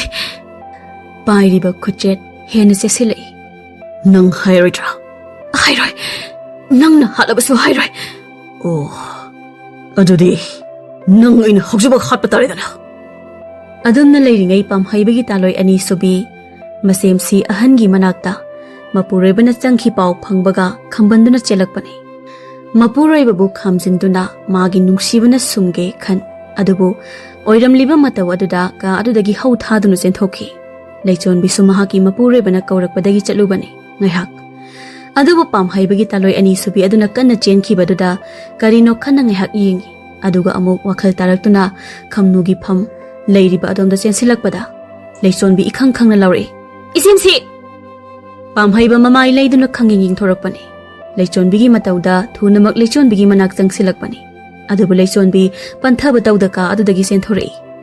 Pamhaiba su khonglei thuna tanarakpani. Adubu Leichonbi na khara yangna thoglakhiba amadi laibak phabana mapureba lanthabaga thengnare. Mahakki loinabigi masak mataw ubada karino ama thokle khangle adubu karino haibadudi khangdabana hangle. Kaidore ha kaidoroge. Leichonbi ithak thakana makhutna maninglomda thilli. Lanthabasu karino khana yenglakpada mayambung pamhaiba irem lemna thogle. Yambung kaidonare. Leichonbi si nangbu kelamta tawo. Leichonbi si engona tamuse. Kaidoroge nangbo. Pamhaibabu ubada Leichonbi mapurebagi marumda changsinjaki lotki. Magi nupigi matawda ngaklaba lanthabana mayambungda amuksu onsinduna hanglei. Yambung kaidobu yaurubagi. Nanaw nupi asina asukiribasibo. Lanthaba nupi masada puthoro. Mayambungi wada lanthaba pisum suktak. Karige ai asi kanalo lanthaba. Ai asi nayamba mo oirabasu ningthaw amasuni haibasi nang kaurabra. Yambung Ningthaw oirabasu ai sina naw ni pane. Aduga igi nakanda lepli mahagasina nanaw aigi loinabi. Yambungi na nanaw nupi. Ningthaw aingondadi adu thiba yade. Aikhoina paamkhrabdi paamkhre. Yakhidabadi yadre. Nangi loinabi ado mafam asida leiba aina paamde. Yambunga leiminagadaba natte. Aiga leiminagadabane. Masida yambungna puk yeklibasi karigino. Leichonbi nangbu kaidoroge. Aingonda mayek singna tamuse. Isemsi do itay bugona. Haiba loy phatringai pamhaiba makhuta pairamba thang adu Leichonbi tamna langlaklami. ꯑꯗꯨꯕꯨ ꯂꯟꯊꯥꯕꯅ ꯍꯩꯅ ꯁꯤꯡꯅ ꯇꯥꯞ ꯐꯥꯈꯤ꯫ ꯑꯗꯨꯝꯅ ꯇꯧꯔꯛꯀꯅꯤ ꯈꯜꯂꯨꯗꯕ ꯃꯅꯥꯎ ꯏꯕꯨꯡꯉꯣ ꯂꯟꯊꯥꯕ ꯌꯥꯝꯅ ꯊꯤꯅ ꯁꯥꯎꯔꯛꯂꯝꯃꯤ꯫ ꯃꯤꯀꯨꯞ ꯑꯗꯨꯗ ꯄꯥꯝꯍꯩꯕꯒꯤ ꯇꯥꯂꯣꯏ ꯑꯅꯤꯁꯨꯕꯤ ꯑꯗꯨꯅ ꯄꯥꯎ ꯇꯝꯂꯨꯕꯗꯒꯤ ꯏꯅꯤꯡꯊꯧ ꯑꯃꯗꯤ ꯂꯩꯃꯔꯦꯝꯕꯤꯁꯨ ꯌꯧꯔꯛꯂꯦ꯫ ꯑꯗꯨꯕꯨ ꯊꯥꯖꯗꯕ ꯊꯧꯗꯣꯛꯅ ꯅꯤꯡꯊꯧ ꯑꯃꯗꯤ ꯂꯩꯃꯔꯦꯝꯕꯤꯒꯤ ꯃꯤꯠꯃꯥꯡꯗ ꯂꯦꯞꯂꯔꯦ꯫ ꯃꯆꯥ ꯑꯅꯤꯅ ꯃꯈꯨꯠꯇ ꯈꯨꯠꯂꯥꯏ ꯑꯃꯃꯝ ꯄꯥꯏꯗꯨꯅ ꯈꯠꯅꯔꯝꯕ ꯎꯕꯗ ꯁꯥꯎꯅ ꯂꯥꯎꯔꯛꯏ ꯅꯤꯡꯊꯧ ꯂꯥꯡꯉꯝꯕ꯫ "ꯍꯥꯏ! ꯅꯈꯣꯏꯅ ꯇꯧꯔꯤꯕꯗꯨ ꯀꯔꯤꯅꯣ? ꯍꯥ? ꯅꯈꯣꯏ ꯑꯩꯒꯤ ꯋꯥ ꯑꯁꯤ ꯇꯥꯒꯦ ꯍꯥꯏꯕ꯭ꯔꯥ? ꯇꯥꯔꯣꯏ ꯍꯥꯏꯕ꯭ꯔꯥ?" "ꯏꯃꯥꯒꯤ ꯄꯥꯝꯍꯩꯕ, ꯂꯟꯊꯥꯕ, ꯀꯔꯤꯅꯣ ꯅꯈꯣꯏ ꯑꯅꯤꯅ ꯑꯗꯨꯝꯅ ꯇꯧꯅꯔꯝꯂꯤꯕ ꯑꯁꯤꯕꯣ? ꯑꯗꯨꯝꯅ ꯇꯧꯒꯅꯨ ꯍꯧꯅꯗꯦꯅꯤ ꯅꯈꯣꯏꯕꯣ." ꯑꯗꯨꯝꯅ ꯈꯥꯝꯗꯣꯛꯂꯕꯁꯨ ꯂꯦꯞꯄꯨ ꯌꯥꯅꯔꯝꯗꯦ꯫ ꯃꯅꯥꯏ ꯂꯥꯟꯃꯤ ꯈꯔ ꯀꯧꯗꯨꯅ ꯑꯅꯤ ꯑꯗꯨꯕꯨ ꯐꯥꯖꯤꯜꯂꯝꯃꯤ꯫ ꯂꯦꯡꯕ ꯑꯣꯠꯄ ꯉꯝꯗ ꯑꯅꯤ ꯑꯗꯨ ꯇꯝꯊꯤꯕ ꯁꯥ ꯑꯃꯅ ꯉꯪꯕꯒꯨꯝ ꯉꯪꯗꯨꯅ ꯃꯃꯤꯠ ꯈꯥꯅ ꯌꯦꯡꯅꯔꯝꯃꯤ꯫ "ꯏꯄꯥ ꯅꯤꯡꯊꯧ, ꯑꯩꯕꯨ ꯊꯥꯗꯣꯛꯑꯣ! ꯃꯁꯤꯒꯤ ꯏ ꯃꯔꯤ ꯃꯁꯛ ꯈꯪꯗꯕ ꯃꯤ ꯃꯁꯛ ꯈꯪꯗꯕ ꯏꯌꯥꯝꯕ ꯑꯁꯤ ꯂꯣꯏꯁꯤꯜꯂꯒꯦ ꯏꯄꯥ ꯅꯤꯡꯊꯧ! ꯏꯄꯥꯒꯤ ꯂꯟꯊꯥꯕ, ꯇꯞꯊꯣ! ꯑꯗꯨꯝꯅ ꯍꯥꯏꯅꯨ ꯅꯌꯥꯝꯕꯨꯡꯗ꯫ ꯏꯄꯥ ꯅꯤꯡꯊꯧ, ꯑꯩꯕꯨ ꯊꯥꯗꯣꯛꯑꯣ! ꯃꯌꯥꯝꯕ ꯑꯃꯒꯤ ꯑꯅꯤꯡꯕꯒꯤ ꯃꯥꯌꯣꯛꯇ ꯂꯦꯞꯂꯤꯕ ꯏꯅꯥꯎ ꯁꯥꯕ ꯑꯁꯤ ꯍꯥꯠꯂꯒꯦ." "ꯀꯔꯤꯅꯣ ꯅꯈꯣꯏ ꯑꯅꯤꯅ ꯑꯁꯨꯝꯅ ꯍꯥꯏꯅꯔꯤꯕ ꯑꯁꯤꯕꯨ? ꯍꯥ? ꯅꯈꯣꯏꯕꯨ ꯏꯀꯥꯏꯕꯒꯗꯨ ꯃꯆꯦꯠ ꯑꯃꯠꯇ ꯈꯪꯗ꯭ꯔꯕ꯭ꯔꯥ? ꯅꯆꯤꯜ ꯅꯅꯥꯎ ꯃꯁꯛ ꯈꯪꯗꯅ ꯋꯥ ꯉꯥꯡꯂꯤꯕ ꯀꯔꯤꯒꯤꯅꯣ?" ꯂꯟꯊꯥꯕ ꯃꯥꯕꯨ ꯐꯥꯔꯤꯕ ꯃꯅꯥꯏꯁꯤꯡ ꯑꯗꯨꯒꯤ ꯃꯈꯨꯠ ꯀꯟꯊꯣꯛꯇꯨꯅ ꯁꯥꯎꯅ ꯍꯥꯏꯔꯛꯏ꯫ "ꯏꯌꯥꯝꯕꯅ ꯍꯥꯏꯔꯦ ꯍꯥꯏꯗꯨꯅꯕꯨ ꯑꯩꯒꯤ ꯅꯨꯄꯤ ꯑꯁꯤꯕꯨ ꯄꯤꯌꯨ ꯍꯥꯏꯔꯛꯂꯕꯗꯤ ꯃꯄꯨꯔꯕ ꯑꯩ ꯑꯃꯅ ꯇꯨꯃꯤꯟꯅ ꯂꯩꯔꯛꯀꯅꯤ ꯈꯟꯕ꯭ꯔꯥ?" ꯍꯟꯗꯛꯀꯤ ꯃꯆꯥꯒꯤ ꯋꯥꯍꯩ ꯑꯗꯨꯗꯗꯤ ꯃꯃꯥ ꯃꯄꯥ ꯑꯣꯏꯔꯤꯕ ꯑꯅꯤꯃꯛ ꯄꯥꯝꯍꯩꯕꯗ ꯉꯛꯅ ꯌꯦꯡꯂꯛꯏ꯫ ꯂꯟꯊꯥꯕ ꯃꯈꯥ ꯇꯥꯅ ꯁꯥꯎꯅ ꯑꯗꯨꯃꯛ ꯍꯥꯏꯔꯛꯏ꯫ "ꯍꯦꯛ ꯄꯣꯛꯃꯤꯟꯅꯔꯤꯕ ꯃꯅꯥꯎ ꯅꯨꯄꯥ ꯑꯃꯒꯤ ꯂꯣꯏꯅꯕꯤꯕꯨ ꯄꯥꯝꯃꯤ ꯍꯥꯏꯗꯨꯅ ꯑꯀꯤ ꯈꯪꯗ ꯀꯣꯏꯇꯥꯟ ꯇꯥꯟꯅꯕ ꯑꯁꯤꯕꯨ ꯑꯆꯨꯝꯕ꯭ꯔꯥ?" ꯄꯥꯝꯍꯩꯕ ꯊꯧꯁꯥꯗ, "ꯅꯪꯕꯨ ꯀꯅꯥꯅ ꯑꯩꯒ ꯄꯣꯛꯃꯤꯟꯅꯕ ꯏꯅꯥꯎꯅꯤ ꯍꯥꯏꯔꯤꯕ? ꯑꯣ, ꯌꯥꯝꯕꯨꯡꯗꯤ ꯑꯗꯨꯝꯅ ꯍꯦꯛ ꯑꯁꯨꯛ ꯁꯥꯡꯕ ꯃꯇꯝ ꯑꯁꯤ ꯈꯟꯕ ꯑꯣꯏꯔꯦꯀꯣ? ꯈꯜꯂꯤ꯫ ꯑꯩꯒꯤ ꯄꯥꯟꯗꯝ ꯅꯈꯣꯏꯒꯤ ꯁꯅꯥ ꯀꯣꯅꯨꯡ ꯑꯁꯤꯕꯨ ꯃꯔꯨ ꯐꯪꯅ ꯃꯨꯊꯠꯄ ꯑꯁꯤꯅꯤ꯫ ꯑꯣ, ꯅꯍꯥꯟ ꯃꯈꯩ ꯅꯕꯨꯛ ꯃꯅꯨꯡꯗ ꯑꯣꯝꯗꯨꯅ ꯊꯝꯕ ꯐꯠꯇꯕ ꯋꯥꯈꯜ ꯑꯗꯨ ꯃꯄꯥꯟ ꯊꯣꯛꯂꯛꯂꯤꯗꯅ ꯉꯁꯤꯗꯤ ꯅꯪꯕꯨ ꯄꯣꯛꯆꯕ ꯏꯆꯥꯒꯨꯝ ꯂꯨꯅ ꯆꯥꯅ ꯇꯧꯔꯨꯕꯒꯤ ꯃꯍꯩꯔꯥ ꯉꯁꯤ ꯅꯪꯅ ꯎꯍꯜꯂꯤꯕ ꯇꯥꯍꯜꯂꯤꯕ ꯑꯁꯤ ꯑꯆꯧꯕ?" "ꯄꯣꯛꯆꯕ ꯅꯆꯥꯒꯨꯝꯅ ꯆꯨꯝꯃꯦ, ꯑꯩꯕꯨ ꯌꯣꯛꯄꯤꯔꯛꯄ ꯅꯈꯣꯏ ꯑꯅꯤꯅꯤ꯫ ꯑꯗꯨꯕꯨ ꯑꯩꯕꯨ ꯄꯣꯛꯄꯤꯕꯗꯤ ꯅꯈꯣꯏ ꯑꯅꯤꯅ ꯅꯠꯇꯦꯗꯅ꯫ ꯑꯗꯨꯅꯅꯦ ꯑꯩꯅ ꯉꯁꯤ ꯑꯃꯨꯛ ꯍꯟꯅ ꯑꯩꯒꯤ ꯏꯃꯥꯒꯤ ꯂꯃꯟ ꯈꯨꯝꯕ ꯂꯥꯛꯂꯤꯕ, ꯅꯈꯣꯏꯒꯤ ꯀꯣꯅꯨꯡ ꯑꯁꯤꯕꯨ ꯎꯐꯨꯜ ꯇꯥꯅ ꯃꯥꯡꯍꯟꯒꯦ ꯂꯥꯛꯂꯤꯕ꯫ ꯑꯩꯒꯤ ꯏꯃꯥ ꯑꯗꯨꯅ ꯀꯣꯅꯨꯡ ꯑꯁꯤꯗ ꯀꯌꯥꯝ ꯆꯥꯛꯅ ꯈꯥꯡꯈꯤꯕ ꯅꯥꯏꯇꯣꯝ ꯑꯣꯏꯅ, ꯃꯥꯅꯦ, ꯑꯩꯅꯦ ꯀꯣꯅꯨꯡ ꯑꯁꯤꯒꯤ ꯃꯆꯥ ꯏꯕꯦꯝꯃ ꯏꯔꯤꯛ ꯈꯣꯝꯕꯤꯒꯤ ꯑꯃꯠꯇ ꯄꯣꯛꯆꯕꯤ ꯃꯆꯥ ꯄꯤꯕꯥꯗ ꯅꯈꯣꯏ ꯃꯌꯥꯝꯅ ꯂꯋꯥꯏ ꯊꯥꯕꯤꯈꯤꯕꯤ ꯑꯩꯒꯤ ꯏꯃꯥꯗꯨꯒꯤ ꯂꯃꯟ ꯑꯩꯅ ꯈꯨꯝꯕ ꯂꯥꯛꯄꯅꯦ꯫ ꯍꯦ ꯅꯤꯡꯊꯧ ꯍꯅꯨꯕ, ꯅꯪꯕꯨꯅꯦ ꯑꯩꯅ ꯍꯥꯠꯀꯦ ꯈꯟꯅ ꯉꯥꯏꯔꯛꯄ꯫ ꯉꯁꯤꯗꯤ ꯅꯤꯡꯊꯧ ꯏꯈꯨꯠꯃꯛꯁꯤꯅ ꯅꯪꯕꯨ ꯍꯥꯠꯂꯕꯗ ꯑꯩꯅ ꯄꯦꯟꯒꯗꯕꯅꯦ." ꯆꯨꯝꯃꯤ, ꯃꯆꯥ ꯏꯕꯨꯡꯉꯣ ꯄꯥꯝꯍꯩꯕ ꯅꯤꯡꯊꯧ ꯂꯥꯡꯉꯝꯕꯒꯤ ꯃꯆꯥ ꯅꯠꯇꯦ꯫ ꯂꯃꯟ ꯑꯃꯒꯤꯗꯃꯛ ꯀꯣꯅꯨꯡ ꯑꯁꯤꯗ ꯂꯩꯔꯛꯈꯤꯕꯅꯤ ꯍꯥꯏꯕ ꯌꯥꯏ꯫ ꯃꯍꯥꯛꯀꯤ ꯑꯄꯣꯛꯄꯤ ꯃꯃꯥ ꯑꯗꯨ ꯀꯣꯅꯨꯡ ꯑꯁꯤꯒꯤ ꯃꯆꯥ ꯏꯕꯦꯝꯃ ꯅꯤꯡꯊꯧ ꯂꯥꯡꯉꯝꯕꯒꯤꯅ ꯍꯦꯛ ꯄꯣꯛꯃꯤꯟꯅꯕ ꯃꯆꯜꯅꯤ꯫ ꯑꯗꯨꯕꯨ ꯃꯊꯣꯡ ꯆꯥꯗꯕ ꯊꯕꯛ ꯈꯔ ꯇꯧꯔꯛꯈꯤꯕꯗꯒꯤ ꯅꯤꯡꯊꯧ ꯂꯥꯡꯉꯝꯕ ꯃꯕꯨꯡ ꯑꯃ ꯑꯣꯏꯔꯕꯁꯨ ꯃꯆꯜꯕꯨ ꯆꯩꯔꯥꯛ ꯄꯤꯈꯤꯕꯅꯤ, ꯂꯣꯏ ꯊꯥꯈꯤꯕꯅꯤ ꯂꯥꯞꯅ꯫ "ꯅꯪꯕꯨ ꯌꯣꯛꯄꯤ ꯊꯥꯛꯄꯤꯕꯒꯤ ꯃꯍꯩꯔꯥ ꯅꯪꯅ ꯅꯄꯥ ꯑꯁꯤꯕꯨ ꯍꯥꯠꯀꯦ ꯅꯆꯤꯟꯃꯛꯅ ꯍꯥꯏꯔꯤꯕ? ꯃꯔꯥꯜꯇꯅ ꯌꯣꯝꯂꯕ ꯀꯣꯅꯨꯡ ꯑꯁꯤꯒꯤ ꯃꯆꯥ ꯏꯕꯦꯝꯃ, ꯅꯪꯒꯤꯅ ꯅꯃꯥ ꯑꯗꯨꯒꯤ ꯂꯃꯟ ꯈꯨꯝꯒꯦ ꯁꯣꯜꯂꯤꯕꯅꯤ ꯅꯆꯤꯟꯗꯨꯅ, ꯑꯗꯨꯁꯨ ꯅꯪꯕꯨ ꯌꯣꯛꯄꯤ ꯊꯥꯛꯄꯤꯔꯤꯕ ꯅꯄꯥ ꯅꯤꯡꯊꯧ ꯑꯁꯤꯕꯨ ꯍꯥꯠꯇꯨꯅ꯫ ꯃꯥꯅꯦ, ꯃꯥꯅꯦ, ꯑꯩꯒꯤ ꯑꯔꯨꯠꯄ ꯋꯥꯐꯝ ꯑꯃ ꯍꯥꯏꯒꯦ ꯃꯨꯟꯅ ꯇꯥꯎ꯫ ꯅꯈꯣꯏ ꯄꯨꯝꯅꯃꯛ ꯑꯩꯒꯤ ꯏꯐꯝꯗ ꯅꯨꯡꯁꯤꯕ ꯀꯔꯤꯅꯣ ꯈꯪꯗꯦ, ꯑꯗꯨꯕꯨ ꯑꯩꯅ ꯏꯍꯥꯟ ꯍꯥꯟꯅ ꯊꯃꯣꯏꯗ ꯀꯅꯥ ꯑꯃ ꯈꯪꯍꯟꯗ ꯅꯨꯡꯁꯤꯕ ꯊꯝꯈꯤꯕ ꯃꯤꯁꯛ ꯑꯗꯨ ꯀꯅꯥꯅꯣ ꯈꯪꯂꯕ꯭ꯔꯥ ꯅꯈꯣꯏ? ꯑꯩꯒꯤ ꯂꯣꯏꯅꯕꯤ ꯈꯝꯅꯨ, ꯊꯋꯥꯏ ꯑꯣꯏꯕꯤ ꯃꯥꯇꯅꯤ꯫ ꯑꯗꯨꯕꯨ ꯑꯩꯅ ꯀꯩꯗꯧꯈꯤ ꯈꯪꯕ꯭ꯔꯥ? ꯑꯩꯒꯤ ꯑꯔꯣꯟꯕ ꯄꯨꯝꯕ ꯃꯥꯅ ꯈꯪꯈꯤꯕꯒꯤꯗꯃꯛ ꯉꯁꯤ ꯑꯩꯅ ꯑꯩꯒꯤ ꯏꯈꯨꯠꯃꯛꯁꯤꯅ ꯃꯥꯕꯨ ꯍꯥꯠꯄꯅꯤ꯫ ꯃꯥꯕꯨꯇ ꯅꯠꯇꯦ, ꯑꯩꯒꯤ ꯏꯆꯥ ꯑꯗꯨꯕꯨꯁꯨ ꯑꯩꯅ ꯍꯥꯠꯈꯤꯅꯤ, ꯄꯨꯝꯅꯃꯛꯄꯨ ꯑꯩꯅ ꯍꯥꯠꯈꯤꯅꯤ꯫ ꯑꯁꯨꯛ ꯅꯨꯡꯁꯤꯖꯕꯤ ꯃꯥꯕꯨ ꯍꯥꯠꯄ ꯉꯝꯂꯕ ꯑꯩꯅꯦ ꯀꯔꯤꯁꯨ ꯊꯣꯛꯅꯗꯕ ꯅꯈꯣꯏꯗꯤ ꯀꯔꯤꯒꯤ ꯉꯝꯂꯣꯏ ꯍꯥꯠꯄ?